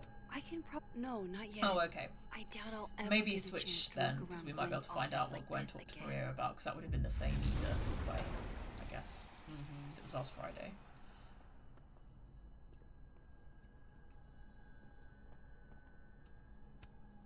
Gwen's wife. Blah, blah. Claudia, I think. I met This is her such a at big faculty office for event one last month. person. Gwen fucking adores Maybe another Desk look at again, the desk, yeah? Maybe there's some more emails? You would never do Yeah, what? maybe that's not... Gwen canceled her weekly meetings with Safi? Why? I'm just sorry, I'm looking at her. Can we Can't see look at anything about her Maria. other calendar? Oh, it's not there. It's not She's there. changed her calendar Yeah. to the firewalk thing. Why would she have done that? I don't know. That's so interesting. Take a look at the computer again. In this timeline? Okay, never mind. Sorry. I'm just gonna be listening to that. You would never do what, Gwen? What's the What next is this email? about? We can only look at this email. No, go back. It's one of two. Yeah, but the second page is her Oh, calendar. I see. Oh, maybe in the dead world then. Are we Yeah. in- no, we're not in the dead world. No, we're Okay. in the living world. They've also done a lighting thing where the dead world is quite a bit darker. Yeah. So that helps me. Yeah, thank you. All right, okay. Max. Let's not hacking anything, bitch. Search. That's not hacking. Not hacking. Maxine. You're just nosing. Wait. This is Safi's Oh. Gwen got Safi's cancelled? Oh. Okay. To Dr. Gwen Hunter from Maria Sandoval at Present Leaf. I'll call on Friday. Hello, Gwen. Thank you for taking the time to talk with me this last week. I have discussed the concerns you raised with my senior editor over the weekend, and he agrees they are sufficient to merit action. We have begun the process of pulling Safia's project All the Daughters We Don't Talk About. I know this isn't the outcome of any of us exactly wanted, but I really appreciate your insights on the matter. I hope to work with you again soon, Maria Sandoval, editor, Present Leaf Press. Hi, Maria. I'm just reaching out to follow you up. Oh, sorry. I'm like processing as well as reading. I'm just reaching out to follow up on our conversation from Friday. I know I dropped a bit of a bomb on you, but have you had a chance to discuss my concerns with your senior? I appreciate any update you're able to provide. Thanks a ton, Dr. Gwen Hunter. So did... Okay, there's more. These emails are from way back. No, that's old stuff.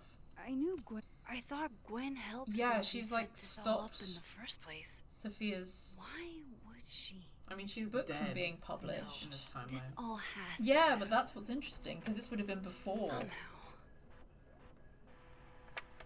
That would have been that would have happened before. Before she was murdered. She was murdered. Yeah. What the fuck is going on? Yeah, Faye. Fair enough.